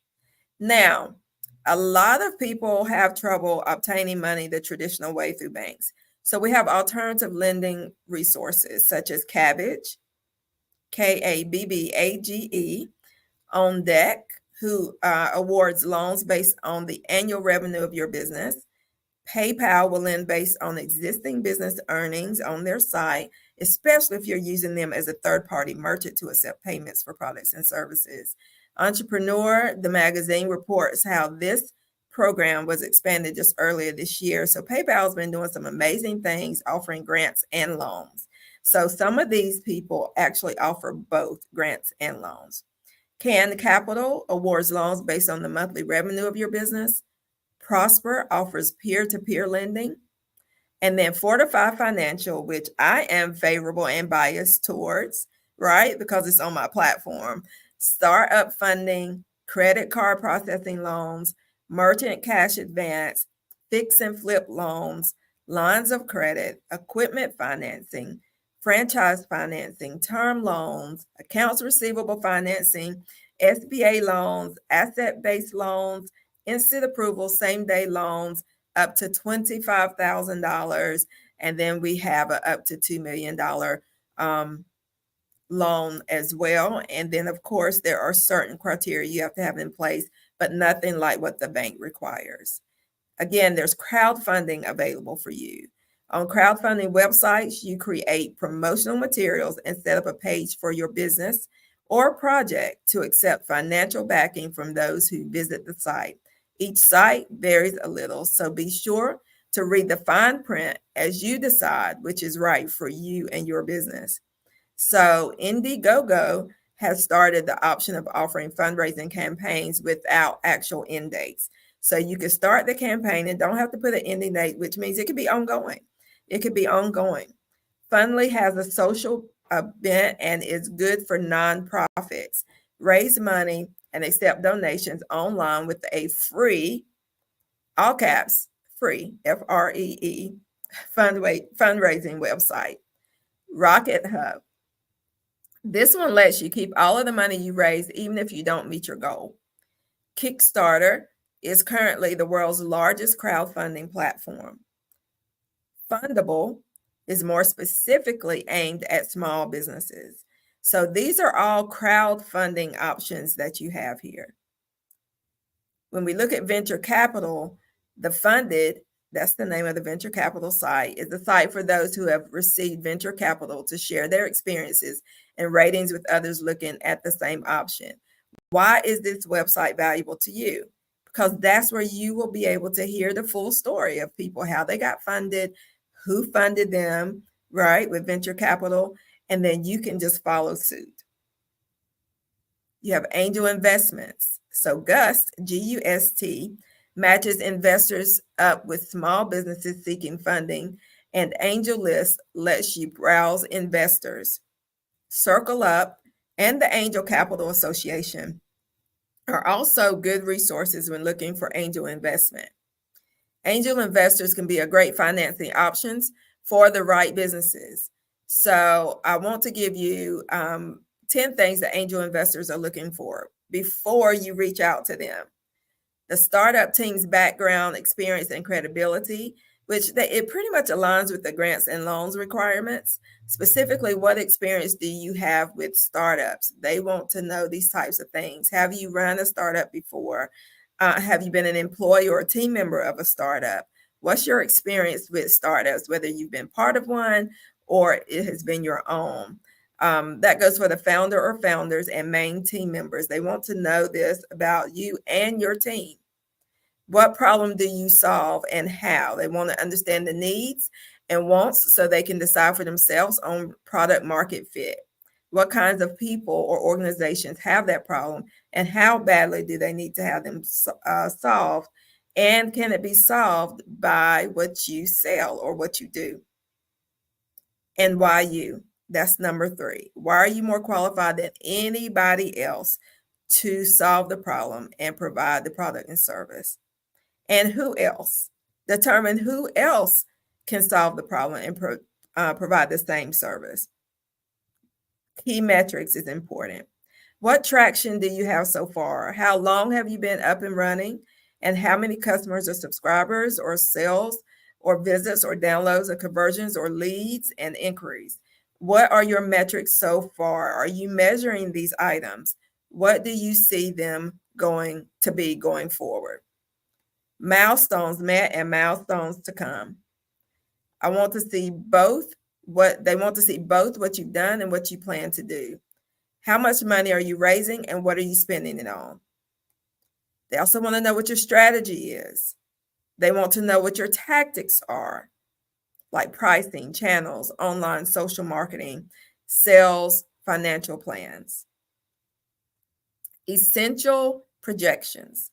Sales forecast built from bottoms up assumptions, spending budget, projected profit and loss, balance, and cash flow. Most angel investors will be annoyed if you don't provide these numbers. Remember, investors are looking for the numbers. They want to know your purpose, yes. They want to know if you're capable, yes. But they also want to see the numbers. Bad financials are the easiest problem to fix, but it's also the biggest problem to get you a no. It's the biggest and quickest way to get a no is by having bad financials. Bootstrapping. So let's talk about bootstrapping in terms of funding for your business. Bootstrapping, the time-honored tradition of doing basically any and everything you can think of to find money to use in your business. We've all been there in the beginning. We may be there now, but when we think about bootstrapping, we can think about friends and family. This is a tried and true method. The people in your life often believe in you and will put their money where their mouth is. Here are some suggestions on navigating fundraising from friends and family. So a business line of credit. So this is an option for those who need cash quickly and have fairly good credit if obtained through a bank. But remember, it's different and less restrictive with alternative business funding and also with friends and family. Now, some people will give you a business line of credit, meaning you borrow from them as you need it and you make certain payments back to them. Another way to fund your business is through contests and pitch competitions. Seriously, if you have a great business idea and you've perfected your pitch, enter a contest. All you can do is win or learn. All you can do is win or learn. And there's several platforms that will help you do both. Service or product pre-sales. So say for instance, you are in school to be a licensed massage therapist, and you're pretty certain when you're going to finish, when you're going to take the test, and when you'll be ready for business. Well, you can start pre-selling your packages before then. Start pre-selling your packages before then. Using your savings as selling assets. This is the most traditional way of bootstrapping your business. But it is like betting on the farm, right? It's putting all your eggs in one basket. Yes, you own the basket, but it's still all the eggs. Using other income to fuel your business. So say it's an Airbnb, right? You might start renting out a room in your house or your basement to start generating more money so that you can invest in more real estate. Whole Foods. So industry specific. Let's talk industry specific real quickly.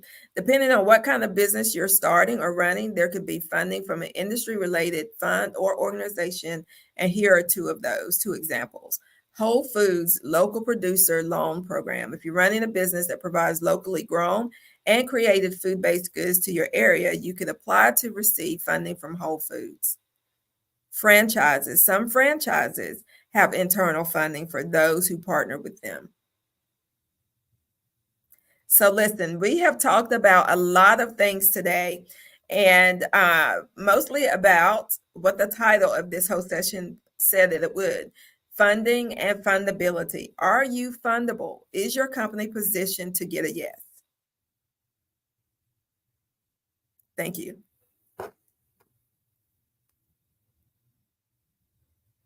So just to backtrack a little bit, I want to review for just a minute. Is your business fundable? Is it fundable? Is it positioned to get a yes? Also, the different types of funding we talked about were grants. We talked about loans. We talked about traditional banking. We also talked about alternative funding. We talked about how to get a yes. So back to you.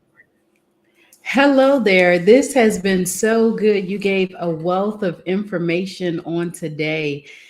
And one of my questions is that you were talking about when you're getting started with business on all the things that you need to have in place. Do you recommend a person to meet with an advisor before they get started in the process to maybe go through the decision making on the name process, different things like that?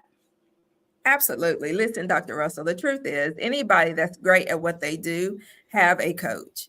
Whether it's LeBron James, he has a team coach, but he also has a personal coach. So anybody that's great or looking to be great in their industry should have a coach that gets them there, gives them a strategy and coaches them along the way. So I absolutely do suggest in the beginning, along the way, have a coach. I absolutely love that. As well as you went right into the grant writing portion of all of this. And I will say that that was very informative as well. So with grant writing, how long usually is the process on most grants from start to finish potentially? Well, if you're writing a grant, not just doing an application, that process can be kind of lengthy depending on the requirements of the grant. So some grants are smaller grants or the requirements are not as in-depth. You could do 15 to 30 days within that if you have all your information together, right? So there's several moving pieces to the grant writing component. So if data has to be gathered, if all of that has to take place and it's not in place where it can just be packaged together, then that could take 30 days. It could take 60 days, depending on the type of grant, what they require, and how detailed your information has to be. Awesome. And for brand new business owners, like I know that this can be a whole complex process sometimes. And let's face it, first time business owners sometimes have challenges where they're not as successful with the whole process. So you mentioned different types of ways to raise money when you're getting ready to start your business.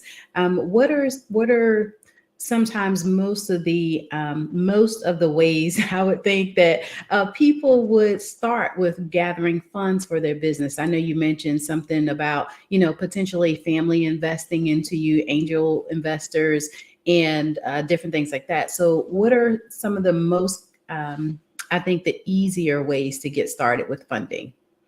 So probably crowdfunding if you're looking for people just to give to your effort. Because there are people who just say, oh, I really like what they stand for, and I'd like to give to that. So probably crowdfunding would be the easiest way to get started. But there's also startup grants, especially for minorities.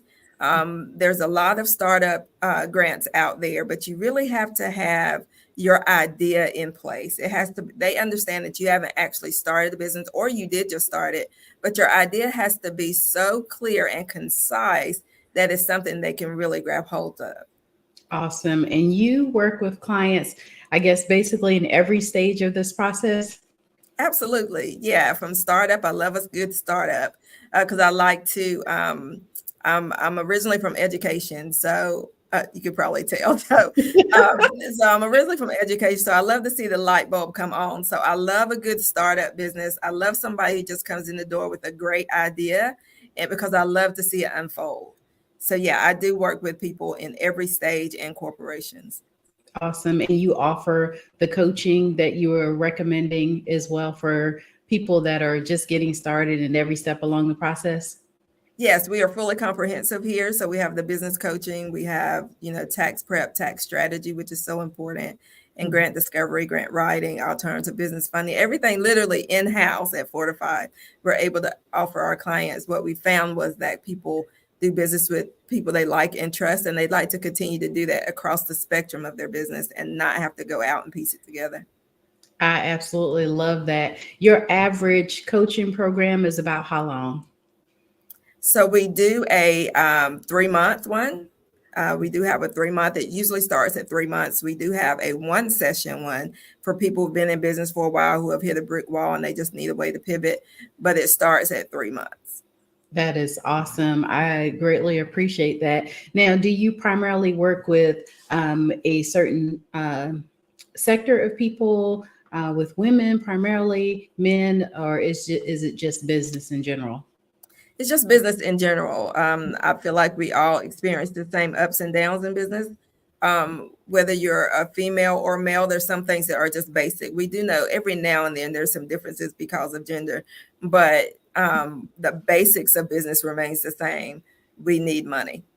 Oh, absolutely. Absolutely. I will definitely say that. And also, how is it that people can connect with you? Because I know that you gave a lot of information here on today. And I will say that I'm sure that there's a lot of people that want to connect with you. So share with us all the ways that people can connect with you. So they can go to my website. It's pretty simple. It's Trudy, TRUDI, B as in boy, Parson, PARSON.com. TrudyBParson.com. You can reach out to me there. My number is there. Email address is Trudy@TrudyBParson.com. And again, pretty simple. I'm all across social media, Trudy B. Parson, and you can find me there, or you can just go straight to the website and schedule a consultation, and all my other contact information is there. Again, that's TrudyBParson.com. Thank you so much for sharing with us on today all of your great information. I think that you're doing an amazing, amazing job in the business sector with helping people to not just start, but expand even on what it is that they're doing and on their greatness. So I will leave with you on today. Genius is common, and I'll see you on the other side. Thank you. Thank you.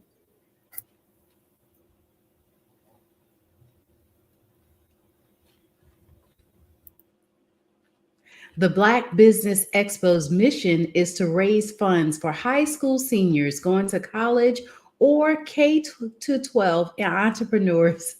This expo is a fundraiser for students. You may go to www.blackbusinessexpousa.com to donate to the scholarship fund, or use the Cash App that's on the screen below at $BBXUSA. Our goal is to give laptops and up to $5,000 to 10 students. Students can register online at www.blackbusinessexpousa.com. We want to thank our Black Business Expo USA sponsors for August 2023. NC100, Moody Capital Partners, Suede Soul, Lotus Rich Coaching and Training, Carolina, Virginia Minority Supplier Development Council, Step Management, Hello LLC, BHS and Associates, Margie McLean Foundation Incorporated, 5-Star BDM Media, Genius is Common, Earth Essentials, Mullane Shania Global, Executive Women's Success Institute, The Quality Coaching Company, Superwoman Business Services, Creative Force Studios, Lee Entertainment, Artistic App Design, Black Business Expo USA. Genius is common, and I'll see you on the other side.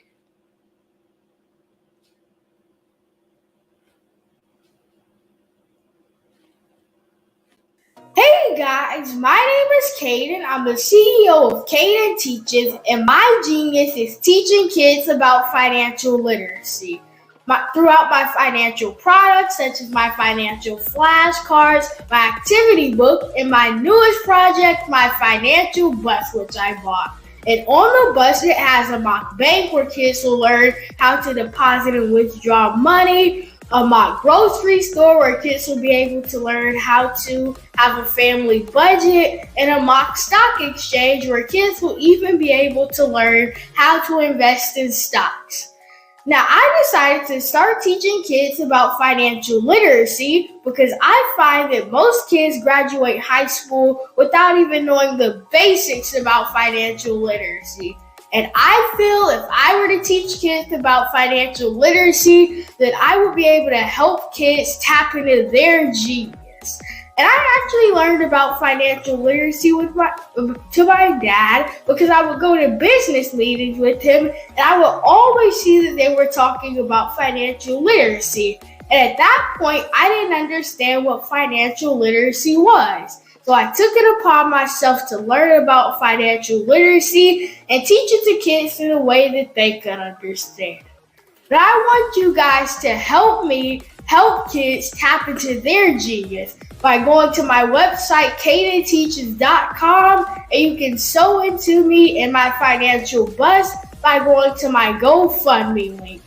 And remember, if Caden can, you can too. Because genius is common.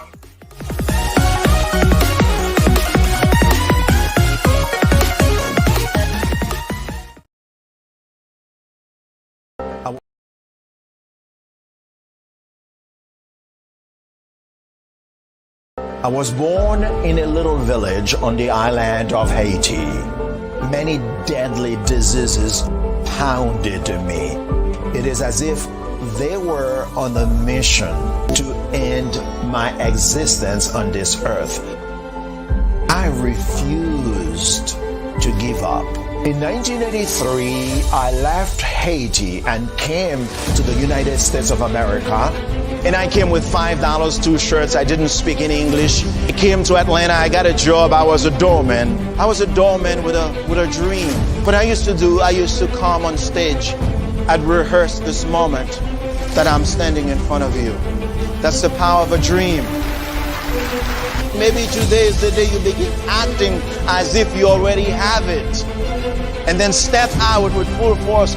Take a risk. No condition is permanent.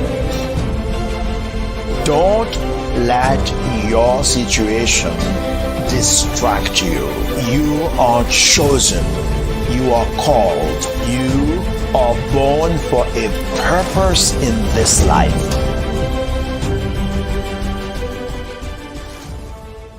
Hello, I am Dr. Eric Kelly III, the visionary strategist and founder of the Black Business Olympics. I invite you to showcase your Black-owned businesses on the Black Business Network global stage. The Black Business Olympics is a global Black Business Network platform that propels Black-owned businesses into the international spotlight. By showcasing your business on the Black Business Olympics platform, you can reach a worldwide audience of potential customers, partners, and investors. You can also establish yourself as a thought leader, an expert in your field, attract lucrative partnerships, and more speaking engagements.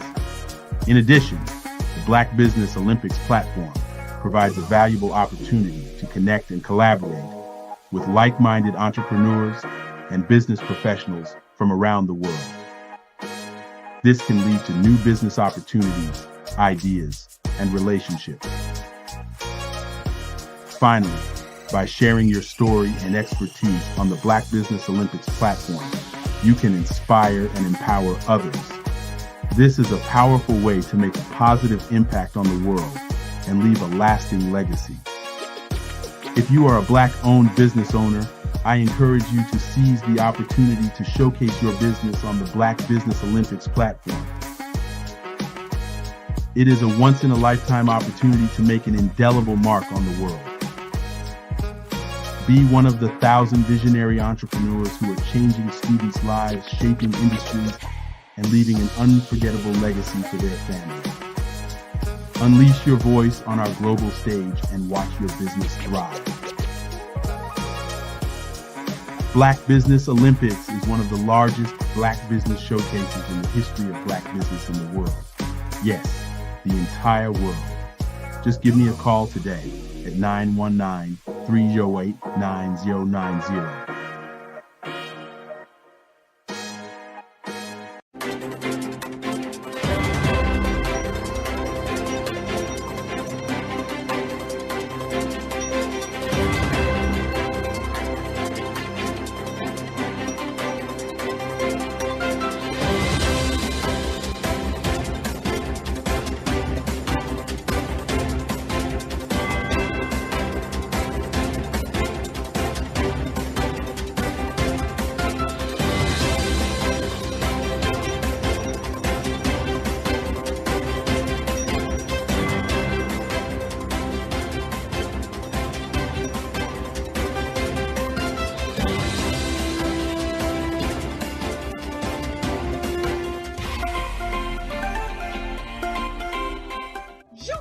Dr. Eric Kelly III and a host of phenomenal speakers from all around the globe for this 7-day virtual event that you don't want to miss. The mission of the Black Business Expo is to raise scholarship money from kids all the way from high school all the way from college. The Black Business Olympics is one of the largest Black business showcases in the world. It is an opportunity for businesses and companies to showcase their businesses globally. We are going to be giving away laptops up to $5,000 away to students. Again, I'm Olivia Appleberry, the founder of 2 Cents Finance and one of the speakers for the expo. I am so excited to see you there. For more info, go to www.blackbusinessexpousa.com or call 919-308-9090 and hope to see you there.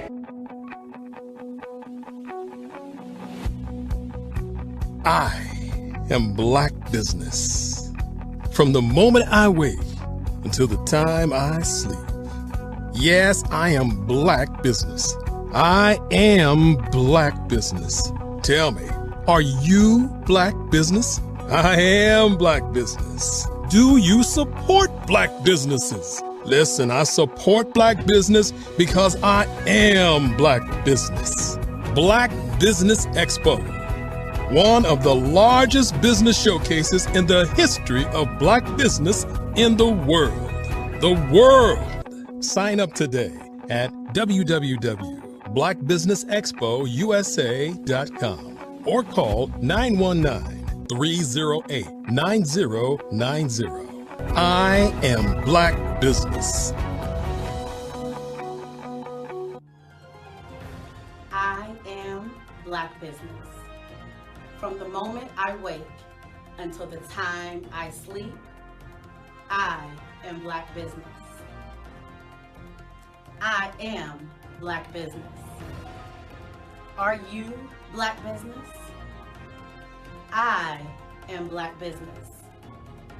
Do you support Black businesses? I support Black business because I am Black Business. Black Business Expo, one of the largest business showcases in the history of Black America in North Carolina. Sign up today at www.blackbusinessexpousa.com or call 919-380-9090. I am Black Business. I am Black Business. From the moment I wake until the time I sleep, I am Black Business. I am Black Business. Are you Black Business? I am Black Business. Do you support Black businesses? I support Black business because I am Black Business. Black Business Expo, one of the largest business showcases in the history of Black America in North Carolina. Sign up today at www.blackbusinessexpousa.com or call 919-380-9090. I am Black Business. I am Black Business. From the moment I wake until the time I sleep, I am Black Business. I am Black Business. Are you Black Business? I am Black Business. Do you support Black businesses? I support Black business because I am Black Business. Black Business Expo, one of the largest business showcases in the history of Black America in North Carolina. Sign up today at www.blackbusinessexpousa.com or call 919-380-9090. I am Black Business. I am Black Business.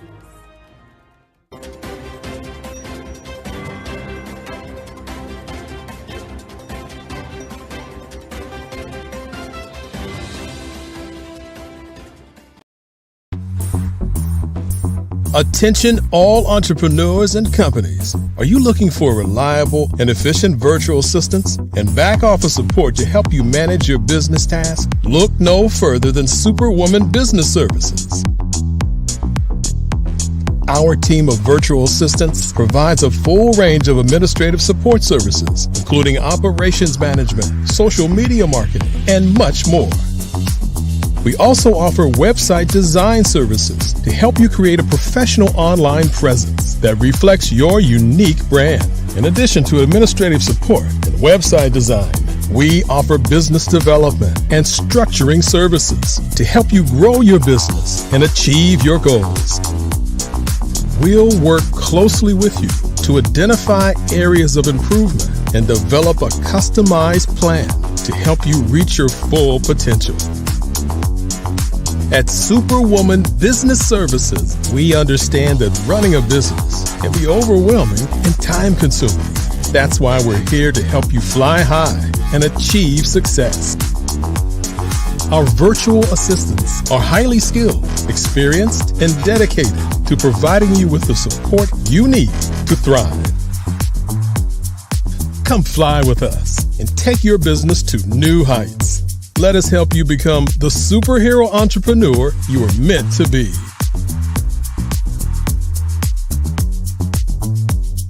Contact Superwoman Business Services today to learn more about our back office support services. Come fly with us and take your business to new heights. In the heart of America, there are dreams waiting to be realized. Dreams of owning a home, creating a haven for families, and building a future. Yet, there are 13 million mortgage-ready home buyers and nearly 20 million renter households who have the credit and income to qualify for a mortgage but remain left out of the home buying process. These potential home buyers are in urban and rural America, where dreams should flourish. The big banks, the giants of finance, have all exited the mortgage lending business, decreasing their lending footprints across America. They are no longer present and active in these communities.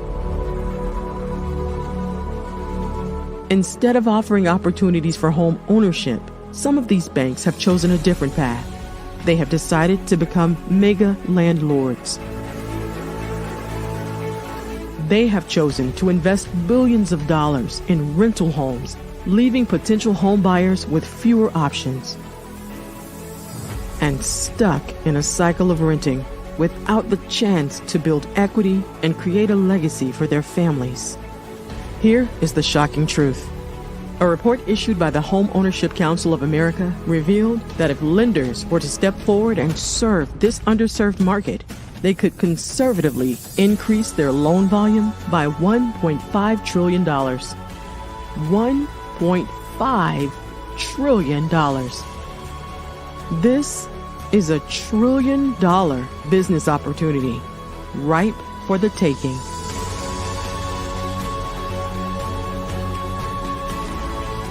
That's why I Have a Dream Home is here.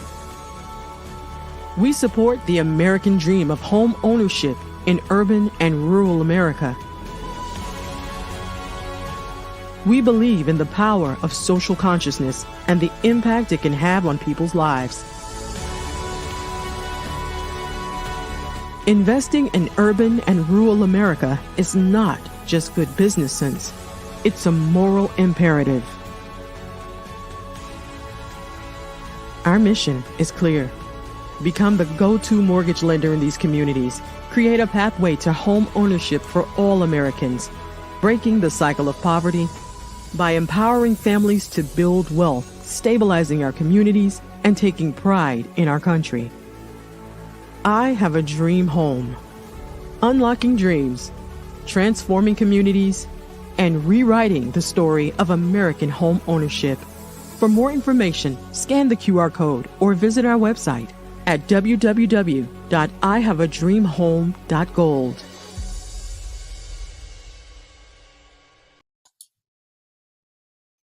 Hi, I'm Barbara Smith. Genius is common. My genius is executive coaching and professional corporate training.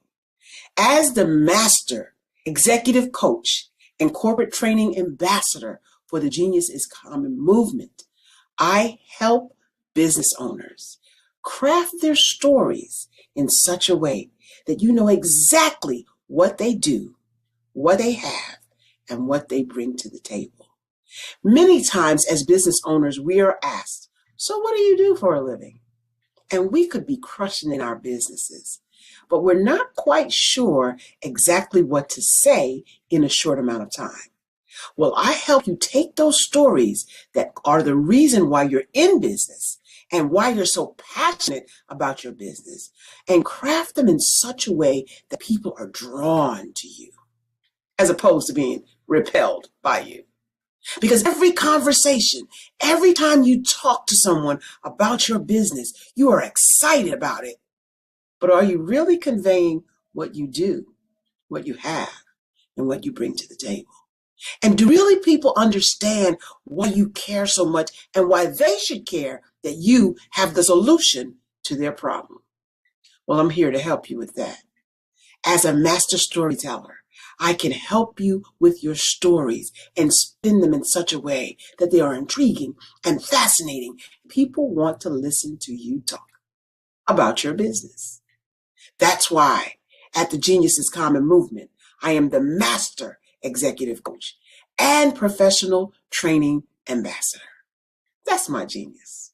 And genius? Oh yeah, it's common.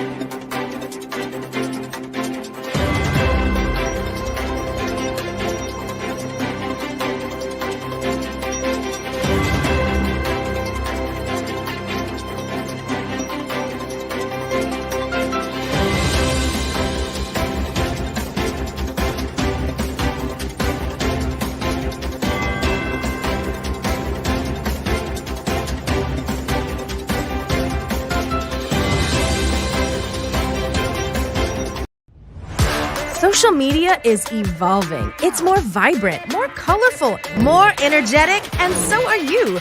It's not just photos anymore. It's video, it's audio, it's subscription. And now, there's Fanbase, a new monetized social network. Fanbase delivers the complete native app experience with full content monetization for every user. No algorithms that shadow ban your engagement or growth, and no ads. Follow anyone for free and subscribe directly to your favorite creators for $4.99 a month. Plus, show some love by tipping on any post. Also, make a Fanbase page and monetize your content the same way. Finally, connect with your followers by posting the amazing content you already create. And now, get paid for it. It's time to energize and monetize, because everyone's a fan of something and everyone has a fan base.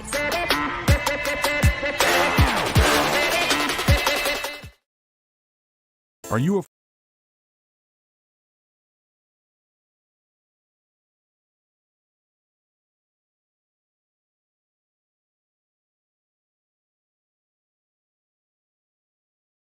Hello, ladies and gentlemen. Allow me to introduce myself. My name is Tara Bush, and I am the co-founder and COO of the Hello LLC, where our mantra is helping everyone live life optimally. And more importantly, helping entrepreneurs leverage leading-edge optimizations. We help businesses build, brand, automate, and pivot into the future. With over 22 years of corporate C-level experience, I carry a wealth of knowledge and expertise in my professional portfolio. My professional journey has encompassed various facets of business, executive leadership, project management, marketing, systems, space planning, and strategy implementation. I have had the pleasure of partnering with and managing multi-million-dollar projects for the top Fortune 500 companies, prestigious universities, and well-known sports teams around the world, like ExxonMobil, Apple, Samsung, Citgo, HP, Ziegler Cooper, the Houston Astros, the Dallas Cowboys, Bank of America, and Vanderbilt University. What fuels my drive is a passion for innovation and creativity that knows no bounds. I thrive on pushing the boundaries and thinking outside the box to bring fresh, ingenious ideas to the forefront. I turn visions into reality. As a leader, I am a steadfast advocate for integrity and creativity. I am driven by a profound desire to help individuals and businesses create their own return on time investment while leveraging technology. At the Hello LLC, we are more than just a 3D digital marketing agency. We are a community committed to helping, building, and thriving together with integrity. We can either show you, teach you, or do it for you. We believe in the power of innovation to transform the status quo. My fellow professional powerhouses, in the spirit of abundance, I firmly believe that there is enough prosperity in this world for all of us to thrive together. So, I invite you to make the pivot because the future is already here.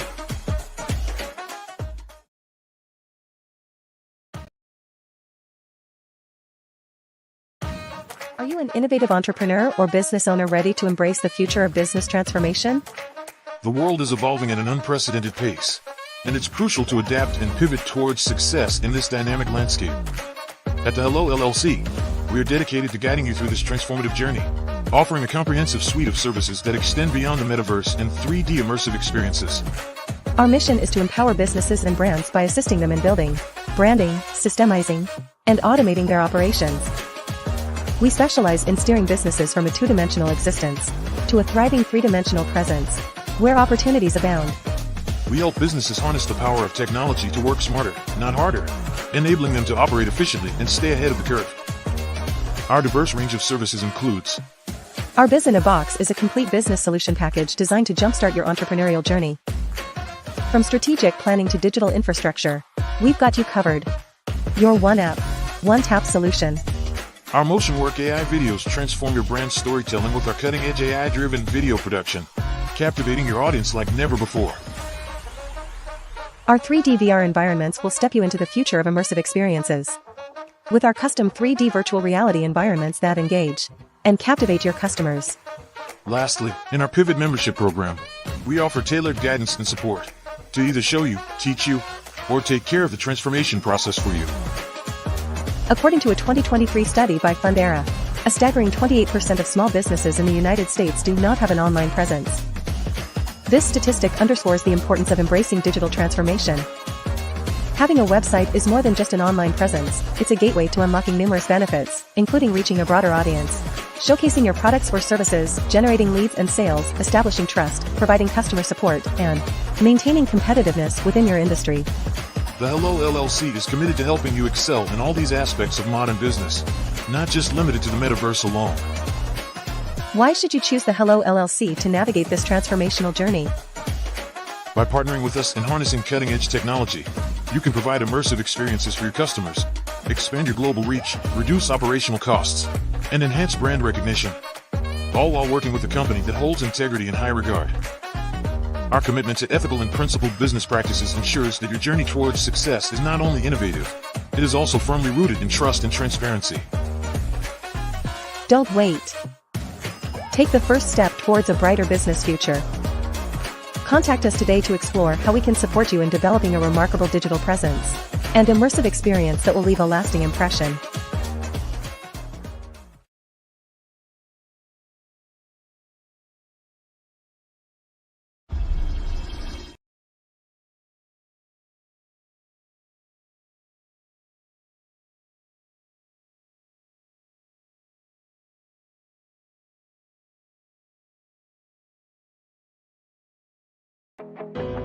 I am Black Business. From the moment I wake until the time I sleep, I am Black Business. I am Black Business. Are you Black Business? I am Black Business. Do you support Black businesses? I support Black business because I am Black Business. Black Business Expo, one of the largest business showcases in the history of Black business in the world.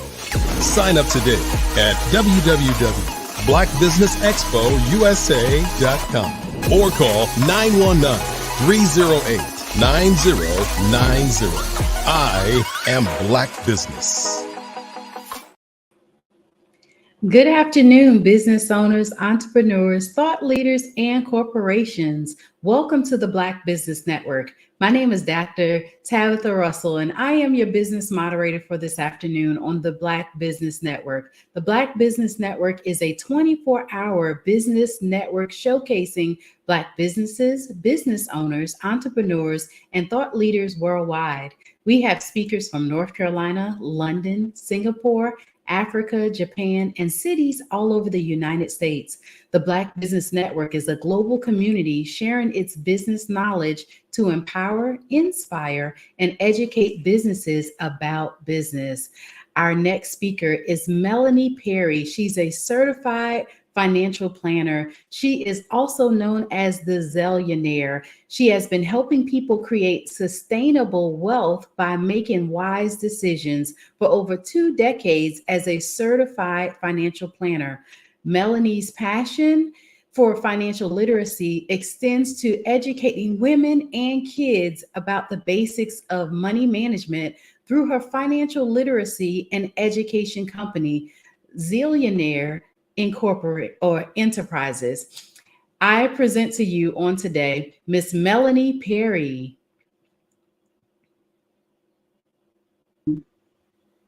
Greetings, wherever you are in the world. Hello, Dr. Tabitha. It's a pleasure to meet you. Yes, I am so excited to have you here on today. And I will leave you with genius is common, and I'll see you on the other side. Indeed, indeed. Well, I always appreciate that warm, welcoming introduction. And today, as always, I have a treat for you. For those of you who may be new to me, I've been on the Black Business Olympics for some time, but if you're new to coming into this space, I am Melanie Perry, and through a spiritual lens, I help women entrepreneurs over 40 to build sustainable wealth. And I'm blessed and fortunate to be able to use my credentials as a certified financial planner, as well as my gift as a financial therapist, self-ordained financial therapist, to help my clients to heal their money wounds, to become more confident, courageous, and consistent in making sound financial decisions and ultimately to build their own economy. You know, there's three main components of a successful business, and that's having income, being able to create the freedom you want, and establish a major impact in the world. So here at Zillionaire Enterprises, we focus on creating that financial freedom by helping women entrepreneurs to master their personal finances by essentially creating their own economy and ultimately making that positive impact in the world, creating legacies that make the world a better place. So today we're going to have a discussion around the Zillionaire Wealth Formula. The Zillionaire Wealth Formula is something that I share to mostly youth, but I share it in a way where parents that are listening will be able to use the information, or I should say, reinforce the information in a way that no matter how old the little one is, they would be able to retain and hold on to it. In addition to that, they are pillars that give you, the adult, the foundation of how to build your own wealth. So no matter what age you are, we're going to get this information today. Okay. So there's 5 key components. That is to make it, save it, invest it, protect it, and circulate it. So let's break that down a bit. So making money, building wealth, creating wealth. The first thing that we have to be very, very clear about is our ability, or is the recognition, I should say, that wealth lies from within. The very fundamental piece of wealth starts with our conversations, right? So knowing that you are wealthy, being in an environment where your wealth, your inner wealth, is being nurtured in a way where you can now bring it forth and add value to society. A lot of times we get kind of all twisted up with this idea of materialization, right? Because the focus on the material is unfortunately where we're directing our energy and attention. But the reality is that it's a way in which our human part of us is able to bring out that wealth into things that we want and desire. Now, how we begin to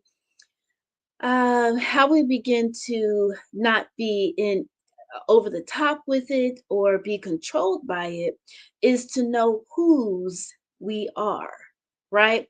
So when you know who you are and whose you are, right? I know that wasn't grammatically correct. Then you are not pushed or pulled or segued outside of your values and your integrity. So when it comes to being able to enjoy what someone else has created, what someone else has produced, it's all in harmony with your values, your principles, and what you find to be important in life. So how do we begin to recognize how to translate our inner wealth into its outer equivalent? Well, we have to begin to understand essentially what Robert Kiyosaki made very clear to us, which is these 4 components of how money is created and grown in our present economy. So these 4 quadrants are first starting with, well, where we typically start is in the space of an employee, right? So let's just break it down. So we've got an employee, we have self-employed, we have a business owner, and then we have an investor. So as an employee, what we want to make sure that we are doing and we are teaching our children is that it's not a bad thing to be an employee. We ultimately want to get to the other quadrants. But if we start out, and most of us do, start out in the employee space, what we want to do is to be able to understand not just our job function, but the functions of the company. How is the company built? What are their systems, processes, procedures, from the janitor all the way to the CEO and other executive positions? We want to understand each level, and that will be our paid internship as we launch into creating our own enterprise, our own business. So the next phase is once you have that environment, you're in that environment, you understand the mechanics, whether you actually went to school to get an MBA or you went to the school of life and got a job, right? You begin to understand that, and as you are working the job, you are building up your business plan, and you're building up the knowledge that you need in order to begin to monetize your inner wealth into its outer equivalent on a much broader scale. You started doing that as an employee by securing that job, but now we're going to expand to the next level. So now, as the other component of this four quadrants is self-employment. Now, self-employment is a magnified employee because you're wearing all the hats, right? So you opened up the office, you are now making phone calls, you're doing the marketing, you are mopping the floor, you're doing everything in your business. And so the key components to move out of self-employment as sole proprietorship is to now start firing yourself from these various positions. Now, the beauty is that one, you know what each job function is to do. So when you are seeking out to hire people, you know exactly what needs to be done within the business to be able to hold them accountable as you move into a stronger leadership role, right? So then the next phase is that, oftentimes the common sole proprietors are doctors, lawyers, financial advisors like myself. We fall into this sole practitioner, solopreneur, kind of role. And we might have one or two other employees, but we're primarily doing a lot of things on our own. So you have to make sure not to fall into that rut, so to speak, and hire out. So the next phase is to evolve into a full-fledged business. A full-fledged business means that you have effectively and definitively hired out key individuals to manage the business while you're gone. So you want to, one, have the business, you want to have systems in place, you want to have be able to hire the right employees such that they're competent enough where you feel comfortable to be able to move aside. Now, in addition to that, or even separate from that, is to become an investor. Now, an investor is a person that has purchased income generating assets where their money is wholeheartedly working for them more than they are working for the money, right? So the ultimate objective to financial freedom, financial liberation, economic empowerment is to get to that investor level. And ultimately, if you are very passionate about your business, you don't want to sell it, but to get into that full-on role as a CEO where you're just overseeing and managing the maintenance of the business, where you're not intricately involved in all of the day ins and outs of it, where you can step aside from it and it continues to run itself for the most part. So that is how we make our money, right? So there's various evolutions of that. And the beauty is that as spiritual beings having a human experience, we are able to expand and evolve as we progress down this road of financial freedom and liberation. So once we are clear that one, we were born wealthy, we understand that we are here to bring forth our God-given talents in a way that's in alignment with our values and our integrity. And we're monetizing it accordingly, whether we start as a sole proprietor, whether we start as an employee, or start off right as a full-fledged, business owner or investor. Wherever your beginning point is, know that no matter where you start, there's always going to be the next level, the next version of you, right? So in the process of monetizing our God-given talent, there are some basic fundamental money management habits that we must maintain. So the second principle, the second zillionaire principle, is to save it, right? And so what I essentially mean by that is to save and monitor your monies in a way where you've got some clear rules of engagement, some clear systems, and you've got a discipline around how you organize your finances. So here we go.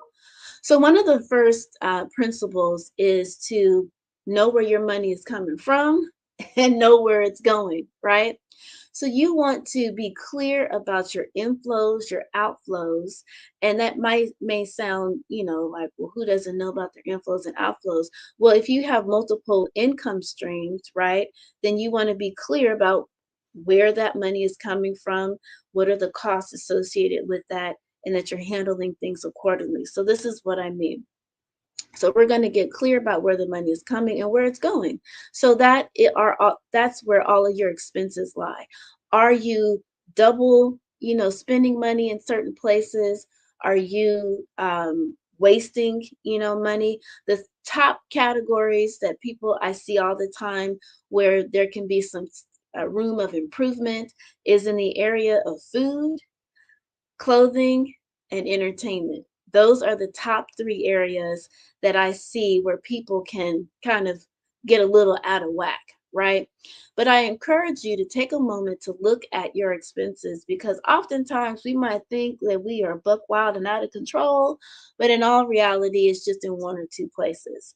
So for example, with the food, I love sharing this story because it's kind of out of the box thinking. So I was working with a client. She just knew that I was going to tell her that she's going to have to stop going out to eat every day and brown bag it for the rest of the year, rest of her life, in order to begin to save and build up her money. So I was like, I listened to uh, her experiences and how she engaged with money and what her lifestyle was. And so making a recommendation to her to brown bag it was not going to work. Her lifestyle just wasn't conducive to that. So instead, what we decided as one of her habits, she recognized that if when she goes out, comes home, if she was to just immediately put those leftovers inside of Tupperware containers, then that would prevent her from just saying, trying to do that in the morning, forget it, okay, go to work and then go through the same cycle again and buying breakfast, lunch, and dinner, right?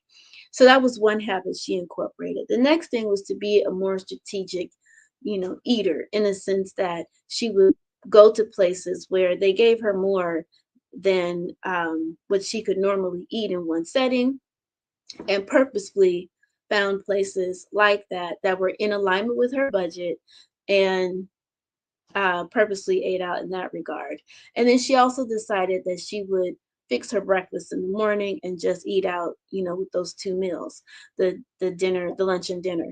As a result of that, two modifications. One, taking an action step to put her food in containers once she got home. And then secondly, to purposefully go to restaurants that provided healthy portions, reduced her budget by a good close to $400 a month. Yeah, it was a huge difference, a huge savings, and she wasn't brown bagging it, which would have been a complete disaster because that wasn't going to work in her lifestyle. Okay, so when you're looking at your budget, when you're looking at your expenses, I should say, it's not so much a matter of, oh, well, shoulda, coulda, woulda, I did wrong, and I'm just, not in control of my money. No, as any CFO would assess, is where are we not where are we not using our money in the highest and greatest use? And that's it. So we come across a bunch of subscriptions. This is the subscription generation. So if you were using a subscription and now you're not, cancel it. It's just a matter of paying attention to those things, because they can sneak up on us, especially if it's automated, right? So taking some time to evaluate that. And the other component, we're still in the save it, category. The other component of saving it, of identifying where we might be overspending or double dipping in our expenses and cutting that down, you can only go but so low, right? You can't cut out food altogether. You can't cut out, your rent. You can't, cut expenses too far once you get down to the bare essentials, right? So the next thing is once you have cut things down, you've seen where you are maybe wasting or double dipping. Now it's a matter of determining, well, how much now do you have left over? How much can you actually save? If there is some money to save, then you want to purposefully put it into buckets that have a clear, definitive purpose. So this is where your financial foundation comes into play, and the 3 bucket rule is what you want to govern yourselves with. The 3 bucket rule is where you have a dip, emergency, and wealth account. The dip account is where you have a month of your expenses set aside for those moments that just kind of pop up and you're like, oh man, so I forgot about my annual registration for the car, or heaven forbid, all 4 of my tires, popped and, you need to replace that. Or you're thumbing through social media and you're like, oh, wonderful. There's an event that I want to go to. Weren't planning on it, but it's like next week. And so you got to make the payment, on that. Well, you need to fly back home to help a family member. So you would dip into your dip account for expenses that just, again, kind of pop up on you. Again, you have a month of your expenses set aside there. The next bucket is your emergency, and that's where you have 3 to 6 months of your expenses set aside for emergency purposes. So this is a layoff. This is a situation where there's a medical, issue that had come up, something that is not just a layoff, but maybe there's a delay in your payments of some sort or your income, and you would hit up hit up your emergency account for that. The next bucket, the 3rd bucket, is your wealth account. And the wealth account is for the sole purpose of buying an asset. And by asset, I mean anything that puts money in your pocket today or at some point in the future. So this would be an asset, would be an example, would be to build up monies to start your own business, to build up monies to invest into an investment portfolio, or maybe you've got, a friend that is starting their business and you want to be supportive and invest in their business. So it is for you to be able to purchase assets down the road. Now, once you have your financial foundation set, then we want to look at, or often simultaneously, we want to look at investing into assets that increase in value. So the financial foundation, you're going to invest those monies into savings accounts, money market accounts, even cash value life insurance policies, and certificates of deposit, CDs. And there's nothing fun or sexy about those things, because the point of your financial foundation is to have access, liquidity. So you want to be able to access those funds at a moment's notice should you need to. The next level is to consider investments such as putting money into a retirement plan, or actually putting money into stock, bond, or real estate. Now, this is not a recommendation. This is all educational purposes. I got to put that out there. Okay. So the goal is to be purposeful, again, with where you're putting your money. Every dollar that comes in should have a purpose and a plan, whether it is that dollar is to take care of food, or whether that dollar is to save for the future, save for another day. It needs to have a purpose and a plan each and every time. Okay. So we know how to make the money. It starts from within. We know where and how we are to save our money. It is to have a purpose and a plan. And the next phase that I was kind of getting into was to invest, right? So we want to invest our money. We want our money to position our money for it to start working for us. This is the stage where we begin to get into financial freedom. Financial freedom is actually time freedom. And the way you generate and create time freedom is by not being beholden to continually physically make money, but your money is now making money.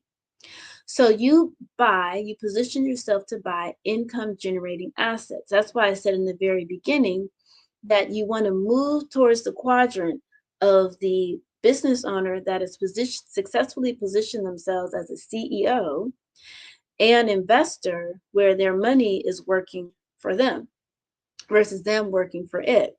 So there are a range of assets that do that. One main asset we all are familiar with is real estate. So, you can purchase real estate physically. You can purchase real estate digitally now through websites and the megaverse and all kind of digital assets when it comes to real estate ownership. You can also own like the paper.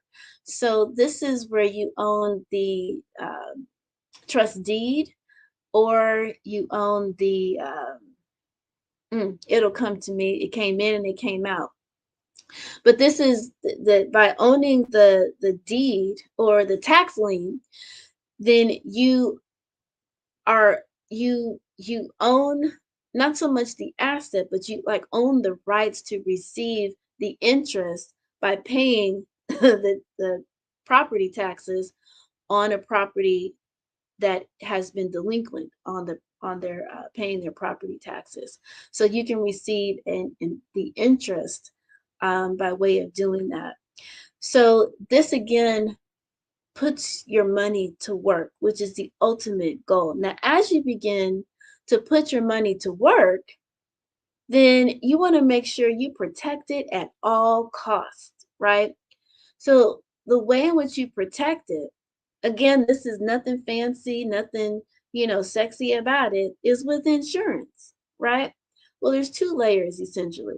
So we protect our wealth as we're building it by one, protecting it with a layer of insurance.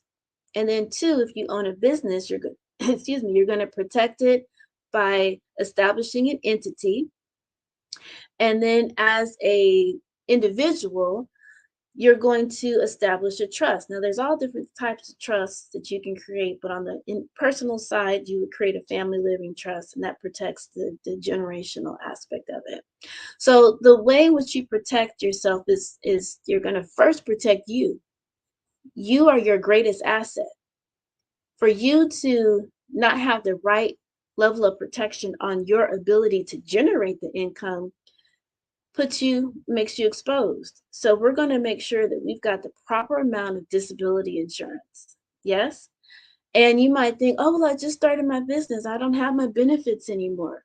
Well, as a business owner, just because you started a business does not mean that you can't establish and have benefits for yourself.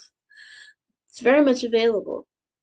So you make sure that you've got disability coverage over you and protect your greatest asset.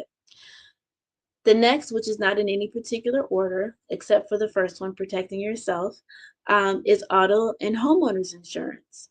So with your auto and homeowners insurance, the one thing that I always recommend for people to do is to make sure that you look at those declaration pages and ensure that you have the proper amount of personal liability coverage. So you want your personal liability coverage to be equal to or greater than your net worth, okay? So your net worth is your assets minus your liabilities. So that's everything that you own, from your home to your car to your investments to your retirement assets to the gold bullion you might have in a safe place, in a safe. Everything that you own minus everything that you owe, all of your liabilities. So that would be your student loans, that would be any credit card loans that you have, or credit card debt, personal loans, any person or entity that you owe, okay? Any business debt, all that. So you make sure that you're in your homeowners and your auto insurance, that your personal liability coverage is equal to or greater than your net worth. Okay. All right. So the next type of insurance we want to have, and this is a fun one actually, this is life insurance. Now, life insurance kind of has, two ways to look at it. You can look at it as an asset, actually.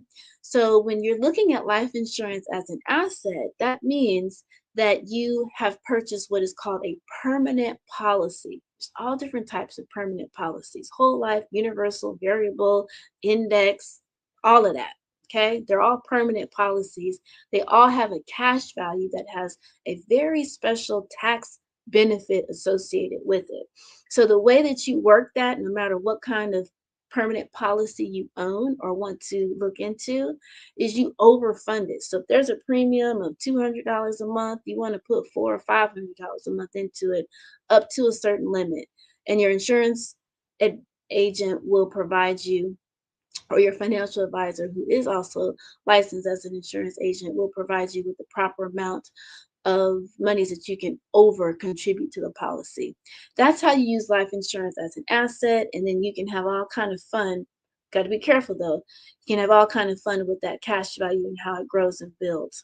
On the other side, you can look at life insurance as a pure, not so much liability, but the pure use of it, which is term insurance. So if there was anything to happen to you in an untimely manner, your heirs, your beneficiaries, would be able to continue financially without skipping a beat, and just be able to peacefully deal with your transition.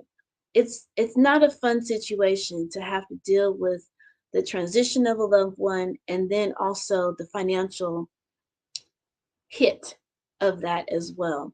So term insurance is a way to have pay the minimum amount for a significant benefit, to be able to make sure that your heirs are fully and thoroughly taken care of in the event of an untimely passing.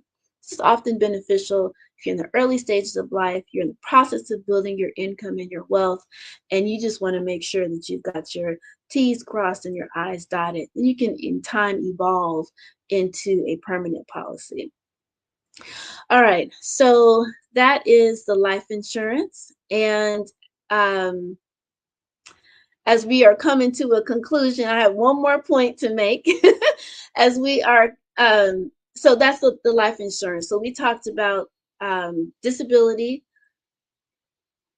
health, or we didn't talk about health. So that's the other component. So health insurance, life insurance, your auto and homeowners insurance. Now, the next piece on the personal level is to ensure that you have a family living trust. So the family living trust, where all your assets go in it, and you are able to decide when, who, how, where those assets are, distributed to the next generation.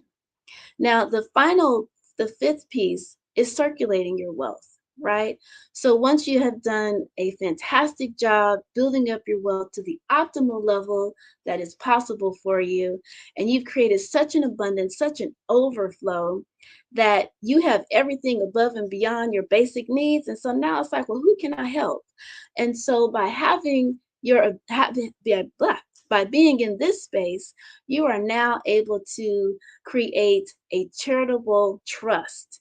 And that charitable trust allows you to contribute to nonprofit organizations and particular causes well beyond your years, and establish that legacy beyond the legacy you provided within your family, but now be able to provide a legacy for years to come. And those are the 5 zillionaire wealth principles: to make it, save it, invest it, protect it, and circulate it. Oh, Dr. Tabitha, you're on mute. I can't hear you. Thank you so much for joining us on today. That was very, very good and lots of information. How can people contact you? Well, thank you very much. And you can reach me at zillionaire.com, or Zillionaire, I'll say, on just about every media outlet, from Facebook, Instagram, not Twitter anymore. What's the other one? Threads. Yeah. and TikTok. So that's ZEALLIONAIRE. Awesome. Thank you so much. I will leave you with Genius is Common, and I'll see you on the other side. The Black Business Expo mission is to raise funds for high school seniors going to college or K through 12 entrepreneurs. This expo is a fundraiser for students. You may go to www.blackbusinessexpousa.com to donate to the scholarship fund, or use the Cash App that's on the screen below, $BBX USA. Our goal is to give laptops and up to $5,000 to 10 students. Students can register online at www.blackbusinessexpousa.com. Every dollar counts, so we want to remind you to donate to the scholarship fund. We want to thank our Black Business Expo USA sponsors for August 2023. That's NC100, Moody Capital Partners, Suede Soul, Lotus Rich Coaching and Training, Carolina, Virginia Minority Supplier Development Council, Step Management, Hello LLC, BHS and Associates, 5-Star BDM Media, Margie McLean Foundation Incorporated, Genius is Common, Earth Essentials, Mullane Chennai Global, Executive Women's Success Institute, The Quality Coaching Company, Superwoman Business Services, Creative Force Studios, Lee Entertainment, Artistic App Design, Black Business Expo USA. Genius is Common, and I'll see you on the other side. How many times have you been asked to help someone you didn't even know, a student, a business entrepreneur? Or did you ever even ask, where did they end up? That business, that friend, that entrepreneur. Well, just maybe they ended up in a gang, bankrupt, homeless, or worse, dead. Maybe they turned to crime, drugs, and alcohol. Did you ever wonder? Did you destroy their dream, or was your life always so easy? At the Black Business Olympics, we started a movement to help students complete. Give them hope and foster success. Help them to leave their dreams of providing laptops, computers, and up to $5,000 in scholarship funds. Today, we ask you to help a student, a business owner, or an entrepreneur to realize their dream by sponsoring them, supporting them, and buying from them. Consider this. With $1.6 trillion in our Black community, we only ask for a small donation for our students, our businesses, and our entrepreneurs. And you can change a life today. So I ask you, what are you going to do? Sit on the sideline and watch our students in high school be leaders, miss out on their dream from lack of resources? Or are you going to donate to the movement and change their future and yours as well? Give us a call today at 919-308-9090. Change their life by investing with action to the Black Business Olympic Fund. The Black Business Olympics, one of the largest business showcases of Black business in the history of the world.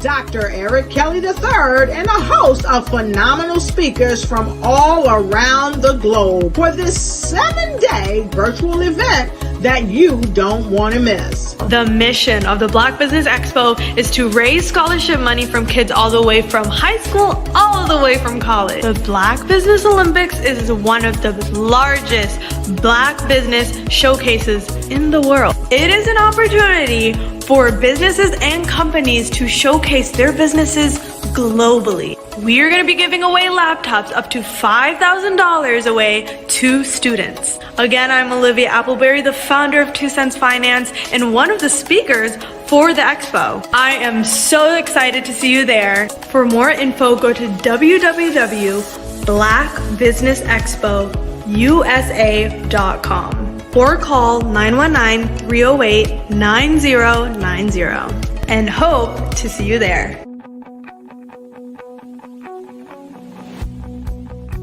I am Black Business.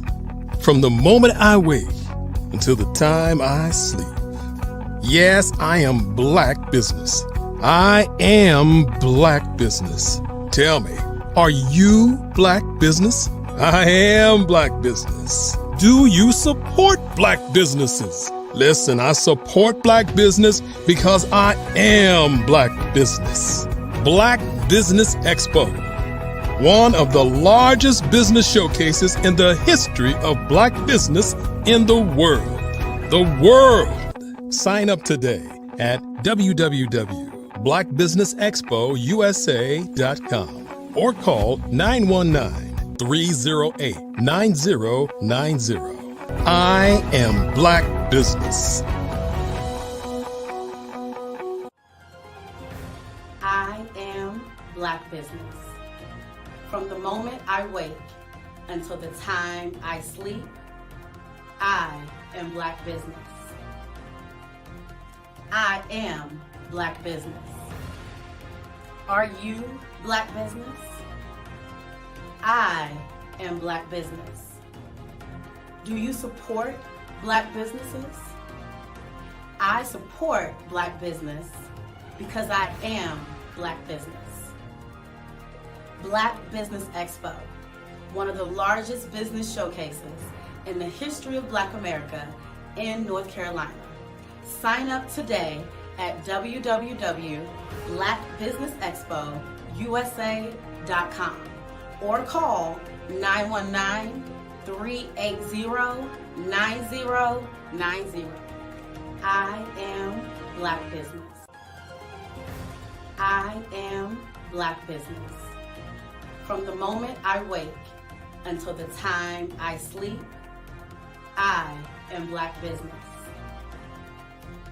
I am Black Business. Are you Black Business? I am Black Business. Do you support Black businesses? I support Black business because I am Black business. Black Business Expo, one of the largest business showcases in the history of Black America in North Carolina. Sign up today at www.blackbusinessexpousa.com or call 919-380-9090. I am Black Business. I am Black Business. From the moment I wake until the time I sleep, I am Black Business.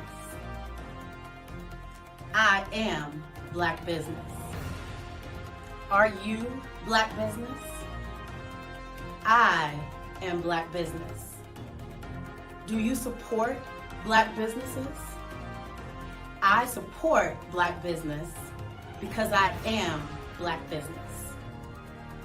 Black Business Expo, one of the largest business showcases in the history of Black America in North Carolina. Sign up today at www.blackbusinessexpousa.com or call 919-380-9090. I am Black Business. I am Black Business.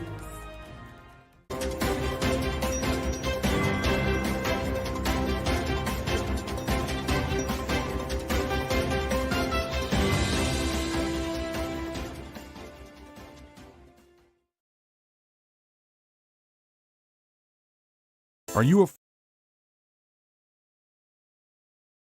you a forward-thinking entrepreneur or business owner? The world is changing faster than ever, and it's time to pivot and adapt to the future. Hello LLC is here to help you do just that. Hello stands for helping enterprises leverage leading-edge optimizations. Our innovative solutions can streamline operations, reduce overhead costs, and give you a competitive edge in a market projected to reach $5 trillion by 2030. By pivoting to the metaverse, businesses can tap into a rapidly growing market that is projected to be a significant part of daily life for 25% of Americans by 2026. As a full digital metaverse agency, the Hello LLC can help you create custom solutions to streamline operations, increase productivity, reduce costs, and drive brand recognition. Why should you pivot to the metaverse with the Hello LLC? By leveraging cutting-edge technology, you can provide immersive experiences for your customers, expand your global reach, and unlock new revenue streams. Contact us today to make the pivot.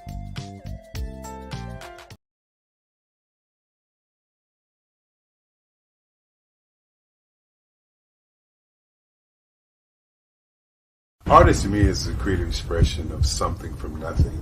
You know, it explodes onto the canvas, or it explodes on in my work. One of the things that I try to do more than anything is I try to just give the lines and the movements and emotions and expressions into what I do.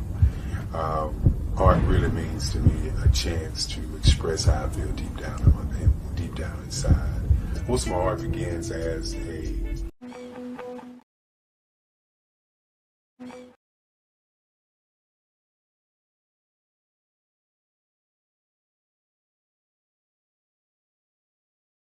Artist to me is a creative expression of something from nothing. You know, it explodes onto the canvas, or it explodes on in my work. One of the things that I try to do more than anything is I try to just give the lines and the movements and emotions and expressions into what I do. Art really means to me a chance to express how I feel deep down inside. Most of my art begins as a thought that I might have, you know, whether it's sports, whether it's history, whether it's a woman or a man. It pretty much starts as an idea of thought before I get into the actual image of what I'm going to draw. I do a lot of historical pieces. I was a history minor in college, and I love to do history pieces. And a lot of times I'm thinking about history, and then I try to make that history impact you as you look at it. That's one of the reasons I do pictures so large. People ask me, why do I do pictures so big? And I tell them, I want the piece to impact them as they're looking at it, to kind of dominate them, dominate their space. And most of my pieces I try to do off page. I don't try to do anything that's going to be in those four corners or in a square. And I want your imagination to be a part of the piece that you're looking at.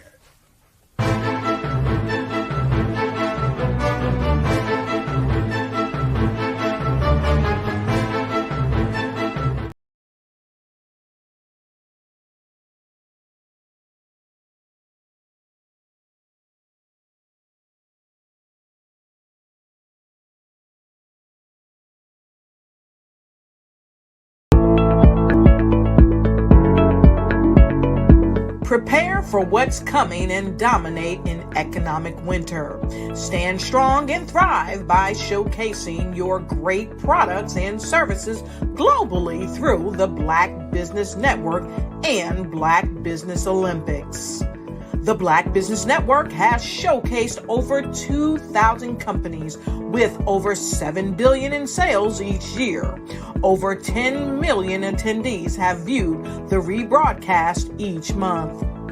Through the Black Business Olympics, unique styles of business training and mentoring are turning students into business owners and entrepreneurial warriors who will dominate in any economy. Gain the ultimate advantage of the Black Business Olympics, 7 days of unbelievable topics and speakers speaking around the globe. Donate your time and experience to provide expertise and scholarships to students worldwide and change the world. Now, more than ever, new insights, tools, strategies, and capabilities are needed. This is your chance for a major presentation to the world. Fill out the form and join the more than 2,000 speakers who have presented to over 200 countries. Join the Black Business Network streaming live into the Metaverse, STEM City, Black Multiverse Enterprises, Hulu, Amazon, YouTube, iHeartRadio, Apple, Facebook, LinkedIn, Pod TV, IBM TV, Spotify, and Google Podcasts. Sign up today. Spaces are limited, and we will see you there.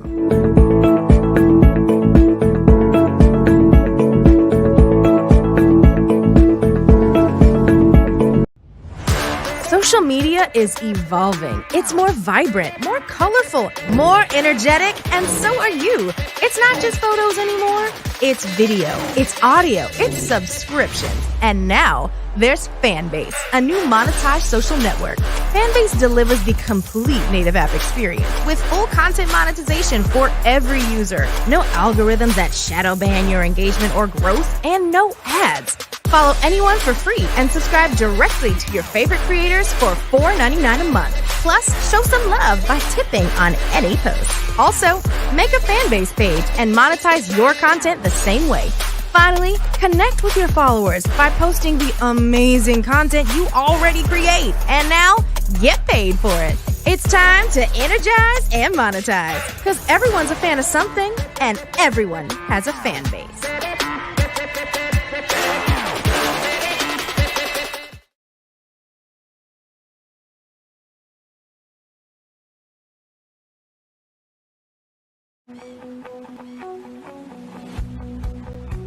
I am Black Business. From the moment I wake until the time I sleep. Yes, I am Black Business. I am Black Business. Tell me, are you Black Business? I am Black Business. Do you support Black businesses? Listen, I support Black business because I am Black Business. Black Business Expo. One of the largest business showcases in the history of Black business in the world. The world! Sign up today at www.blackbusinessexpousa.com or call 919-308-9090. I am Black Business.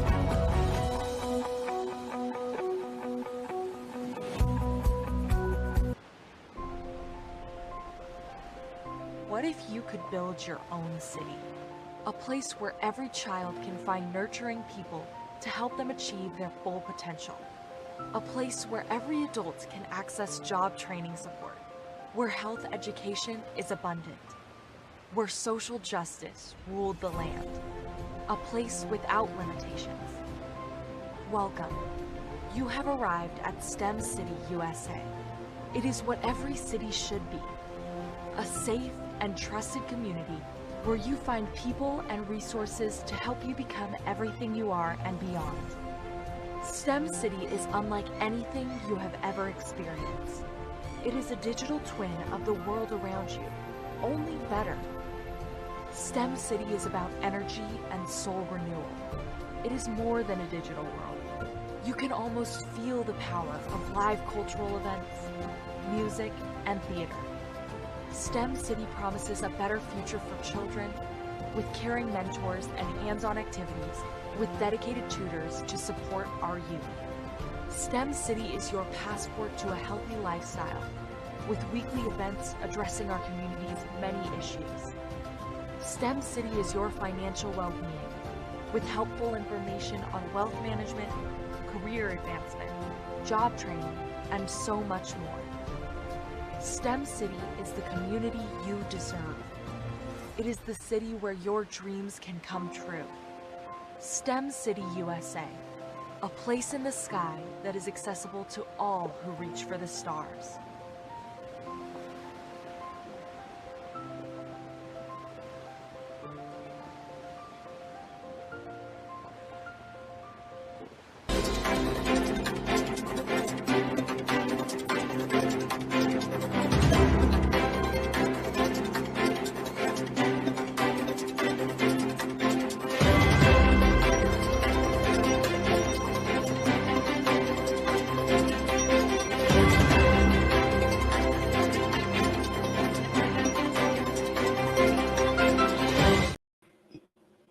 Good afternoon, business owners, entrepreneurs, thought leaders, and corporations. Welcome to the Black Business Network.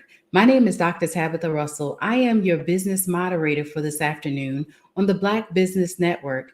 The Black Business Network is a 24-hour business network showcasing Black businesses, business owners, entrepreneurs, and thought leaders worldwide. We have speakers from North Carolina, London, Singapore, Africa, Japan, and cities all over the United States. The Black Business Network is a global community sharing its knowledge to empower, inspire, and educate businesses about business. Our next speaker is Jerry Smith. He launched JAS Consulting, an entertainment company, in May of 2020, where he services as founder and CEO. Jerry is the CEO and owner of the digital streaming station Favor973.com.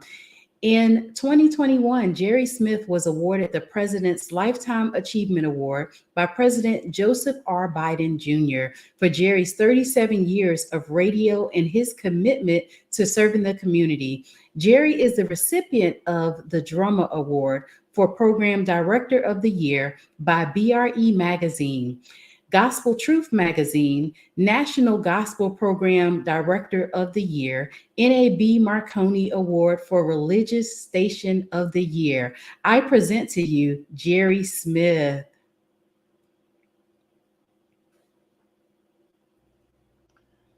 Thank you for that kind introduction, Dr. Russell. That was amazing.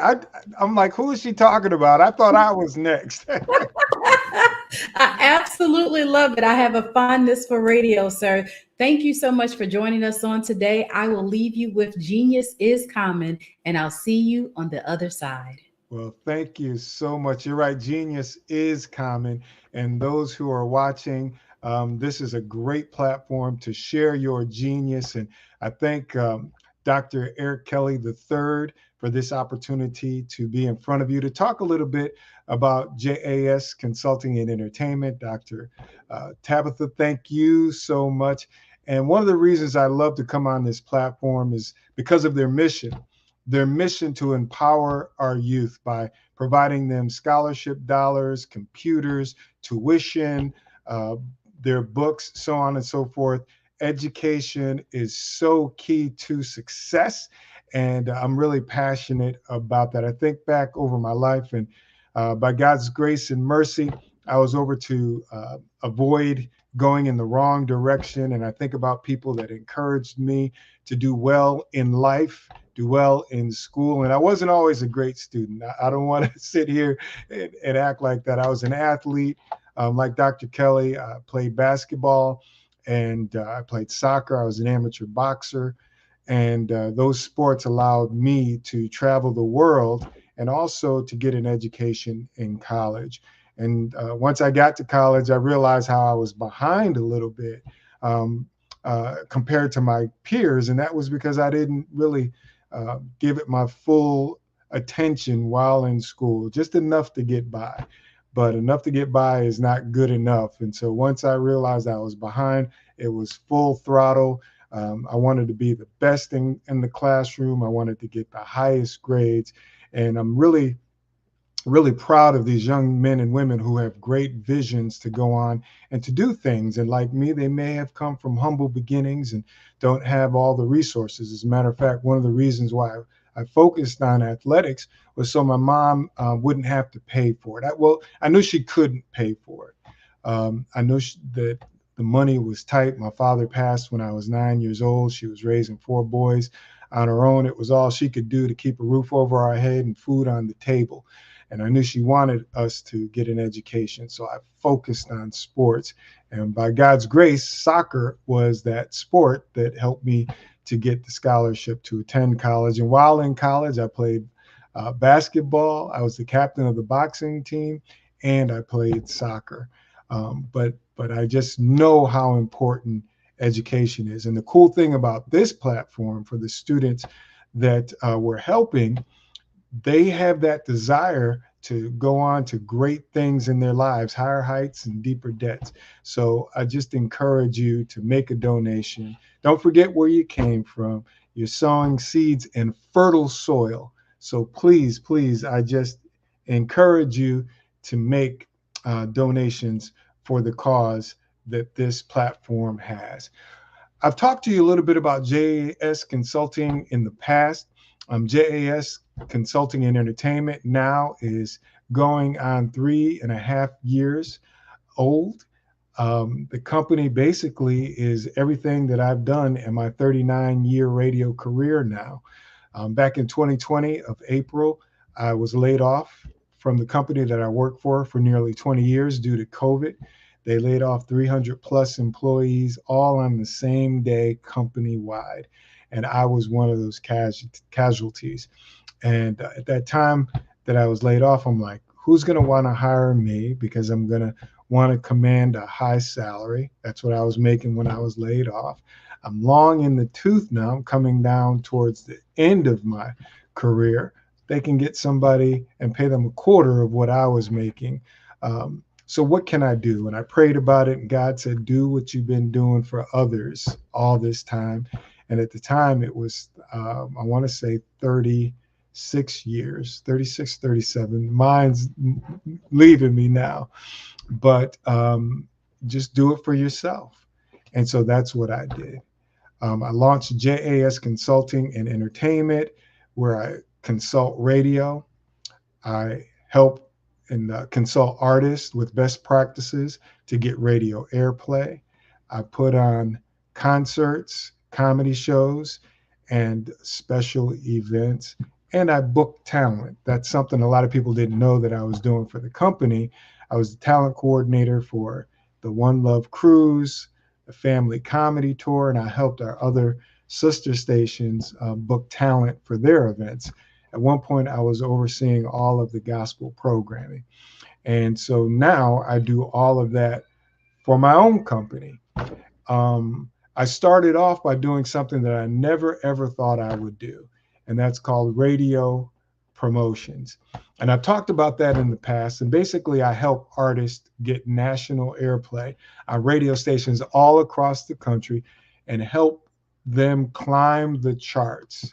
Billboard is the big boy chart. That's the main one that everybody wants to hopefully have a #1 record on. Whenever you hear documentaries about music, whether it's Michael Jackson, Whitney Houston, Kirk Franklin, Tamela Mann, the Rolling Stones, the Beatles, Eric Clapton, Madonna, Prince, they always reference Billboard.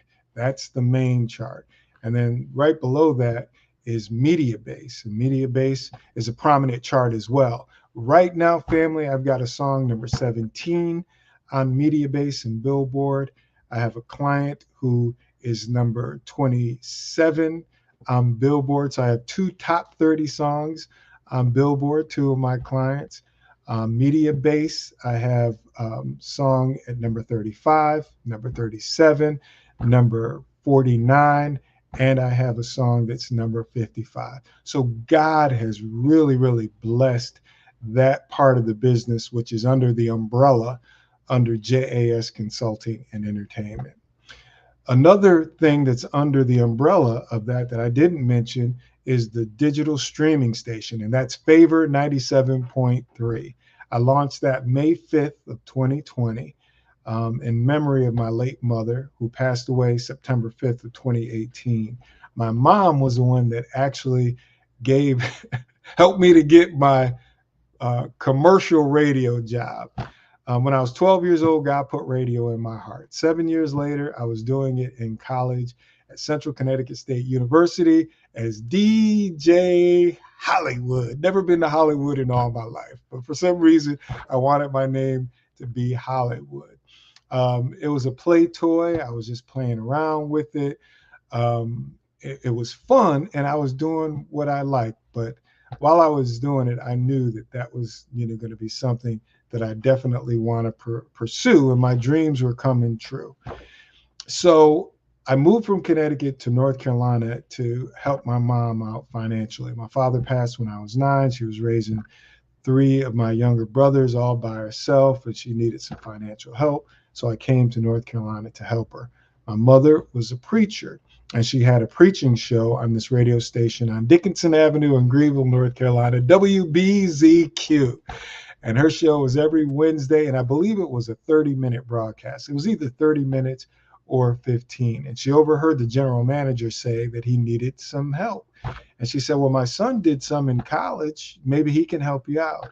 He said, send him down. So I went down, met Mr. Jim McManus, who was the general manager, and he hired me in August of 1984. And I've been doing it professionally ever since. Okay. So I launched my station September 5th, but I got to back up. So shortly after I was laid off in April, a friend of mine, his name is Mike Gamble, I had this conversation with him towards the end of July. End of July. And he called me up and he said, hey, Jerry, God put something on my heart to share with you, and I've got to get it off my chest. What you do with it is up to you, but I got to be obedient to God. And Mike said to me, internet radio. He said, with your background as a programmer, you're the best, one of the best in the country, especially in the gospel format. You are the best. And it wouldn't take much for you to launch your own station. So I said to Mike, well, Mike, I'm planning on doing that, but I'm going to wait until 2021. And he said, well, why are you waiting until 2021? I said, well, Mike, I got to, get the capital for it. I just got laid off. And, he said, Jerry, it's not that expensive. And I said, really? And he said, no, it's not expensive at all. And he threw some numbers out there, and I was like, wow, it's not that expensive. And I dug in, and I had the station ready to go at the end of August. All right. And I wanted to launch it in memory of my mom on September 5th, but I could have launched the station the end of August, that last week of August. And that's what I wanted to talk to you about. If you had the desire to launch your own radio station, streaming internet station, you can do it. And it's not as difficult or as expensive as you may think, but it is work. I do have to say that. I've consulted 4 stations, and I helped launch 2 others from scratch. One is an R&B station that's doing really, really well, and the other a gospel station. And the other 4 stations that I consulted are gospel radio stations. But what I want to share with you is whatever genre you want, whether it's podcast, talk radio, you can do it. Before I get into that, again, I want to remind you to please make a donation for the youth, for the Black Business Expo USA Olympics, to sow into these young men and women to help them further their education. Just ease that burden off of the parents. You are sowing into fertile soil, and you're going to hear me say that over and over again. I'm proud to say that the people that sowed into me reaped what they sowed. I know that they're all proud of me, all the people that encouraged me, gave me words of wisdom, mentored me, helped me financially. They're proud of what I have accomplished in my 39 years. And I know that these young men and women will appreciate what you do for them in their future as well. So, talking a little bit about radio, streaming radio, digital radio, the advantage of owning your own internet streaming radio station. So I'm going to give you some advantages and some disadvantages. Everything now is going to streaming. All right. My family had at one point cable TV, then we had direct TV, satellite. Guess what? They're gone. Right now, all of our TV is streaming. And if you notice, all of these networks, Peacock, Netflix, ESPN, um, Paramount, everybody now has a streaming platform. It's more economical, and people now are used to it. So streaming right now is really, really popular. And what it does is it levels the playing field, because you're competing against terrestrial radio stations. And terrestrial radio just means stations that are on the AM or FM frequency. And then there's satellite radio as well. So there's three types: streaming, satellite, and then what we call terrestrial. Well, a terrestrial station costs a lot of money. If it's an FM, chances are you're going to pay millions of dollars for that. If it's an AM, you'll pay hundreds of thousands. If you're doing digital streaming, the overhead is way less than that. So other advantages of streaming station: one, as I mentioned, the overhead is very low. You can get contract workers, or you can just do it all yourself. My station I run very similar to Pandora. I do go on live. I do interviews. Everything that you hear on an AM or FM or satellite, I do with my streaming station. But I don't have to pay health insurance, taxes, and so on and so forth. You do have to pay ASCAP, BMI, those types of royalty type of things. Some companies, like the company that I use, I pay monthly and they handle that. And internet streaming, on an average, it might be $500 a year to pay for the royalties. Now, terrestrial radio station, the fees are much higher, and usually they're based on the audience size and your ratings. I remember terrestrial station that I worked for that was a gospel station. We had to pay $100,000 in those fees in 1 year. So $100,000 because the station did really well rating wise, had a huge audience, compared to $500 is a big difference. $500 is what, $50, a little less than $50 a month. And it's important that you pay those royalties because, you want the composers, the people that are supposed to get paid to get paid. So you don't want to cheat them out of their creativity. So one thing that a lot of people aren't aware of is that terrestrial radio stations have their own streaming stations as well. All right. So in addition to the AM and FM, they're streaming. With a streaming station, your station can be heard all around the world. You can be heard on smartphones, tablets, computer, smart cars, smart speakers. People all across the country listen to my radio station in their car. How cool is that? So we have that same availability in cars, if it's a smart car, that the terrestrial stations have as well. Low overhead. I don't have to pay $3,000, $5,000, $6,000, $7,000 a month for studio space as a terrestrial station would do. Some of them are in the tens of thousands. So the overhead is really low. And I'll get into kind of like the basic cost of what it would be to start your own streaming station. What are some of the disadvantages? Well, some of the disadvantages are generally there's not as big of an audience on a streaming. And the reason for that is the marketing and promotion of your radio station. Terrestrial radio stations are generally heritage stations, maybe a new one will pop up, and they have more of an advantage to build an audience than a streaming.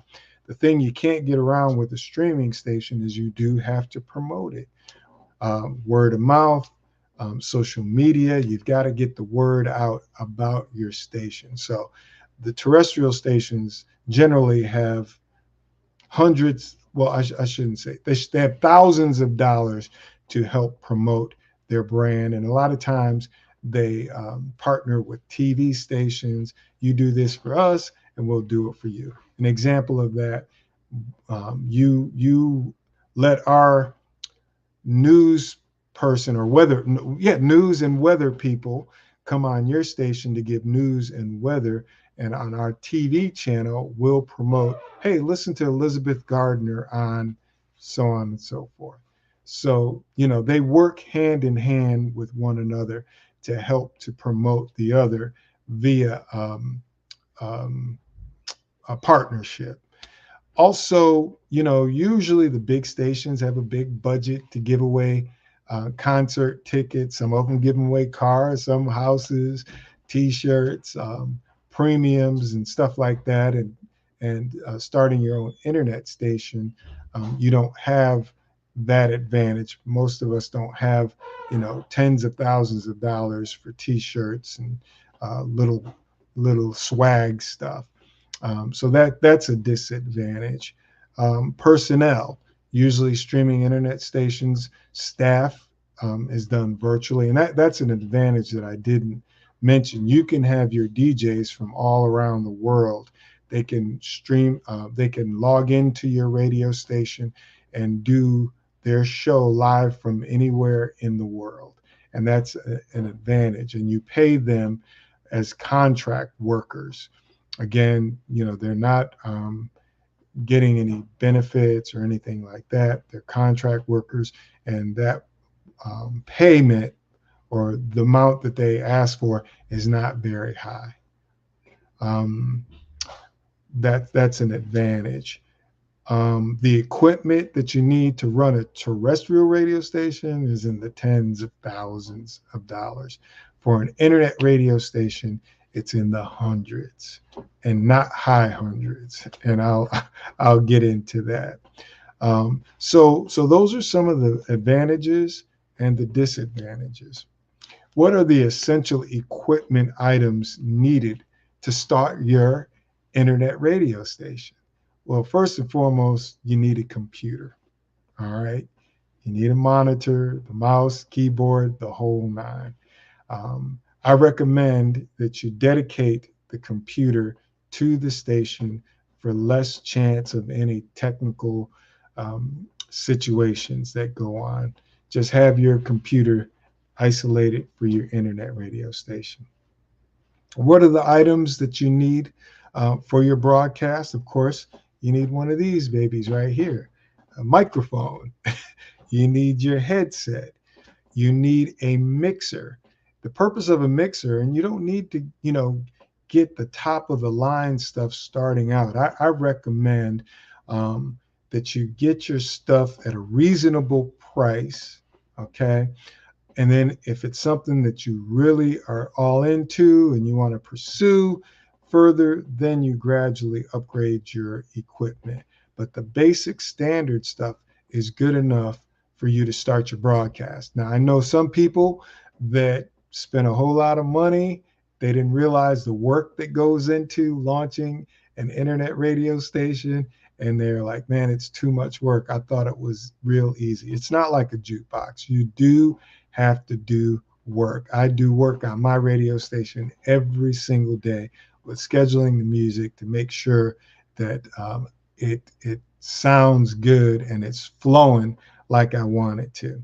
So you need a computer, microphone, you need a mixer, you need headphones, and then you need all the appropriate cables for the broadcast. All right. So those are some of the things that you need. Okay. But the most important, that computer. And you're going to more than likely have your music or your audio content on that computer. So you want to make sure you get a hard drive for your computer that's big enough to hold all of those music files or audio files. Okay. All right. That's the equipment. So now, depending on what type of radio station you want, do you want a music radio station or do you want one that you can run your podcasts on? Okay. So you have to think about what type of format that you want to have, and that's what we call a format. It could be hip hop, R&B, it could be gospel, it could be jazz, it could be country, it could be whatever you see, the type of format or music that you want to play on your streaming radio station. When you do decide what you want to do, then you have to do something that most people don't really know that radio does. That's identify a target audience. Do you want to be appealing to young adults, 18 to 34, or an adult audience, 25 to 54, or a more mature audience, 45 to 64? Things are broken up in demographics for sales purposes, but everybody uses those numbers. Television uses them, radio uses them. Radio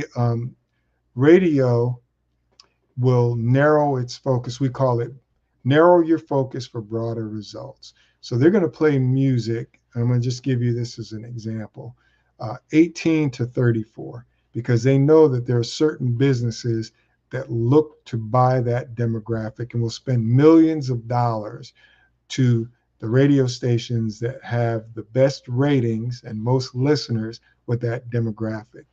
Most businesses love the adult audience 25 to 54 because they know that they got money. They're pretty much settled in their life.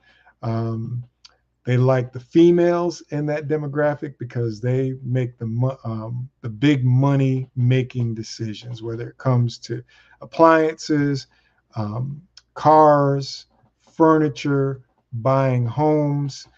They know that the lady in the house between 25 and 54 calls the shots. And so they want to spend their money on radio stations that do well in that demographic. So once you decide your audience, then you want to pick your music or your content to make that group really, really happy. Okay. So you've done that. You've identified what type of music, you identified the audience. Now you got to think of a name for your radio station. So the name of my station is Favor 97.3. I feel like God has shown me favor all of my life, and he shows it to me every single day. So for me, that was an easy name, Favor. I did my research. Nobody was using Favor. And so Favor is the name, the 973. Those numbers are near and dear to my heart and have significant meaning. And one of those, the three, I'm the third. So you pick your name. Then you have to pick your logo. All right. You have to think of what you want your radio station to look like. If you want to see my logo, you can go to favor973.com. And that's an expense that you have to pay to help to pay someone to help you come up with that logo, that vision, whatever it is on your heart. Then you have to build a website. Now, when you do your logo, don't do it cheap, because your brand and what you project is how you will be perceived. If you put a cheap looking logo out there and a raggedy website, then your business, your station is going to be viewed that way. So you want to have a professional presentation. You want to look the part. think of longevity instead of short term. Okay. Then after you get your logo and your website built, then you want to choose what company is going to get your stream out to the world. Some of the popular streaming sites are Live 365. That's the company that I use. They also take care of the royalties, as I mentioned. Let me back up. I want to explain how they work. If you're old enough to remember cell phones back in the day when you used to pay for a certain amount of minutes, that's how most streaming sites work. Now we have unlimited plans, and you can get unlimited streaming, but once you get to that level, you're paying top dollar. I recommend you start with the smallest package that they have. And then as you gradually build your audience and you outgrow the packages, then you move on to the next. So what they typically do is charge you for a certain amount of time per month and a certain amount of listeners. Once you exceed that, then they will ask you to go to the next level package. And so most of them have about 4 packages. You start with the lowest, then you go to the next, then the next, and then usually the third or the fourth is the next high paying package. Now, some of these packages are as low as $99 a month, some $39 a month, depending on what company you use. And again, I always subscribe or recommend starting at the lowest, and then as you grow, because one, you want to make sure you can do the work, get used to the work that's involved, to make it sound really professional, and then slowly graduate. But Live 365, that's the company that I use. Radio.co is another popular one. Sam Broadcaster is another one. And all you have to do is Google how to start and streaming internet radio, and a whole bunch of these companies will pop up. Now, what goes into launching your station? So it's more to it than just picking music or putting audio. You have to have structure. The cool thing about radio, people invested a lot of money in me going to training, seminars, workshops to learn the art of programming, which is to make the radio station listener friendly. I call it ear candy, to attract a certain audience and try to keep that audience listening for long periods of time. That's how you get ratings. The more people that listen and the longer they listen to, the higher your ratings. Even if it's a small group of people listening to the station, if you can get them to listen for long periods of time, you'll get great ratings. And typically that's how it is for gospel radio and country. Usually we have a smaller audience, but they listen for long periods of time, which make us competitive in the radio business. So I know my time is running out, but you got to program the radio station by selecting the music. Then you have to do what we call imaging of the station. That's the voice of the station. So on my station, it's a young lady who you hear say Favor 97.3. You're walking in Favor, the all new Favor 97.3. We play the best variety of your inspirational favorites right here on Favor 97.3. So you have to hire somebody to be the voice. You want it male? Do you want it female? But you have to find someone, and they are the voice of the station. Then you have to build your clocks. People don't realize, but every single song you hear on the radio, it's placed in a clock from 12 to 12 strategically. Everywhere it's put, it's intentional.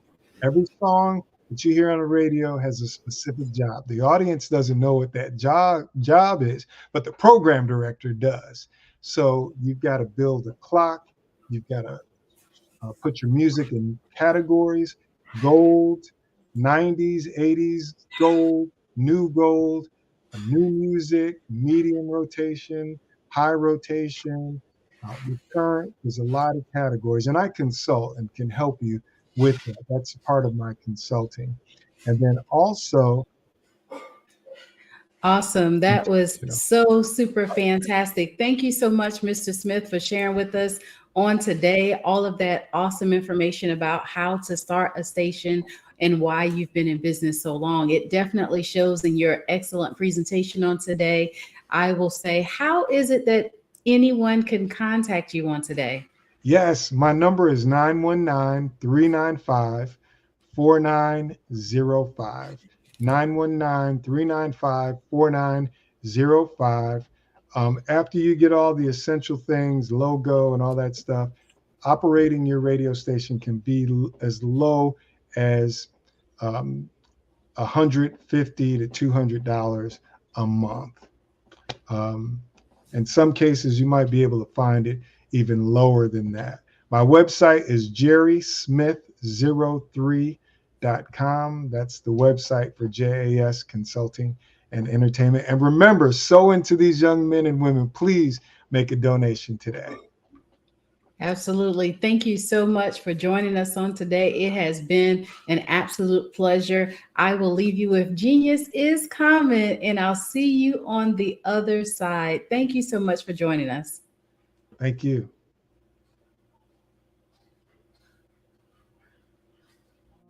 Did you know that approximately 333.34 million businesses exist today, according to a report from 2021? And you may be one of those businesses, or maybe you're not in the business market yet, but you're aspiring to be a business owner. Well, guess what? You're in the right place at the right time. Because let's face it, everything is about timing and opportunity. Hi, my name is Dr. Lotus Richey, and I'm the CEO and founder of the Lotus Richey Coaching and Consulting LLC, along with the Lotus Richey Ignite Show. 15 minutes of success with Dr. Lotus Richey, as well as books to boom your business and bring who you are. And today, I want to bring this amazing message to you about the Black Business Network and the Black Business Olympics. See, the Black Business Network and the Black Business Olympics is designed to help people just like you, that's right, that look like me, to take their business to the next level. Not just in your front yard or your backyard, but globally. The Black Business Network and Black Business Olympics is designed not to just help you survive, but to help you thrive. So join us today as we come together with businesses all around the world to support our students, our children, our young teens, our young entrepreneurs. What we do is we come together to help raise funds for students who are aspiring to be business entrepreneurs, who are aspiring and who are thriving in college. We endow them with a wonderful opportunity to gain scholarships of either a laptop or several thousands of dollars. And we invite you to help be a contributor to this amazing opportunity to help someone that looks just like you. So join us today at our website and let us connect with you and help you ignite and take flight in every area of your life on the Black Business Network and the Black Business Olympics. I'll see you on the other side.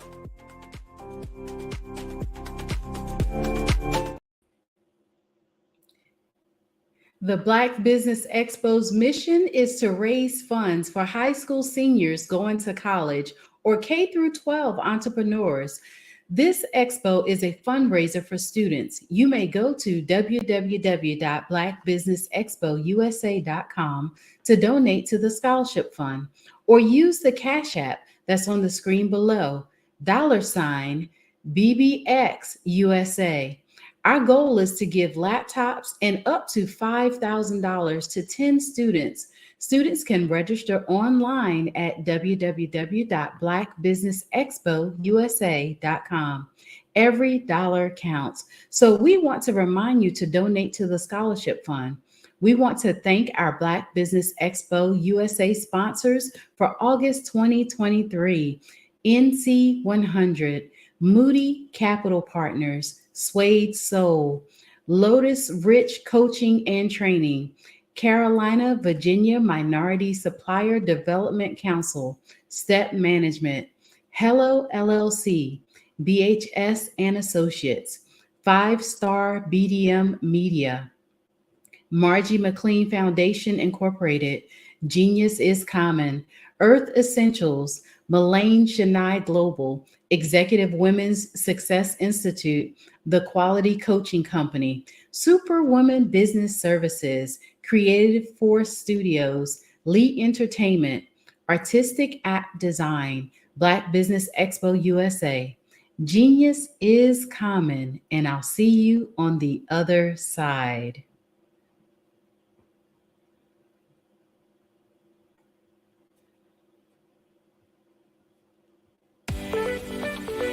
You are in the right place at the right time. The Black Business Network opens again for its Black Business Olympics, a 24/7 broadcast on business, strategies, global branding, social media marketing, finance, advertisement, and much, much more.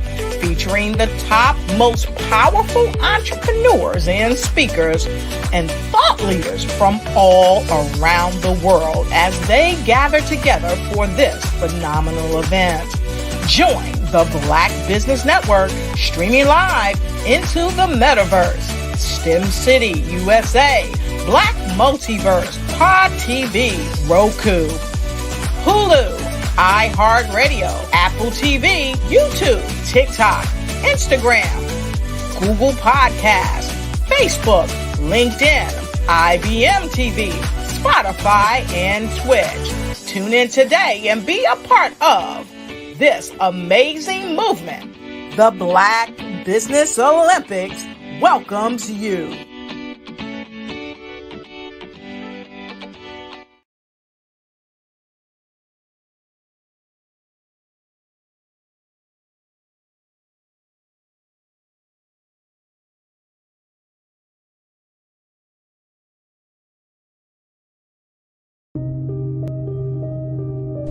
The Black Business Expo is changing my life. This year, they are giving away laptops and even $5,000 in cash to students just like me.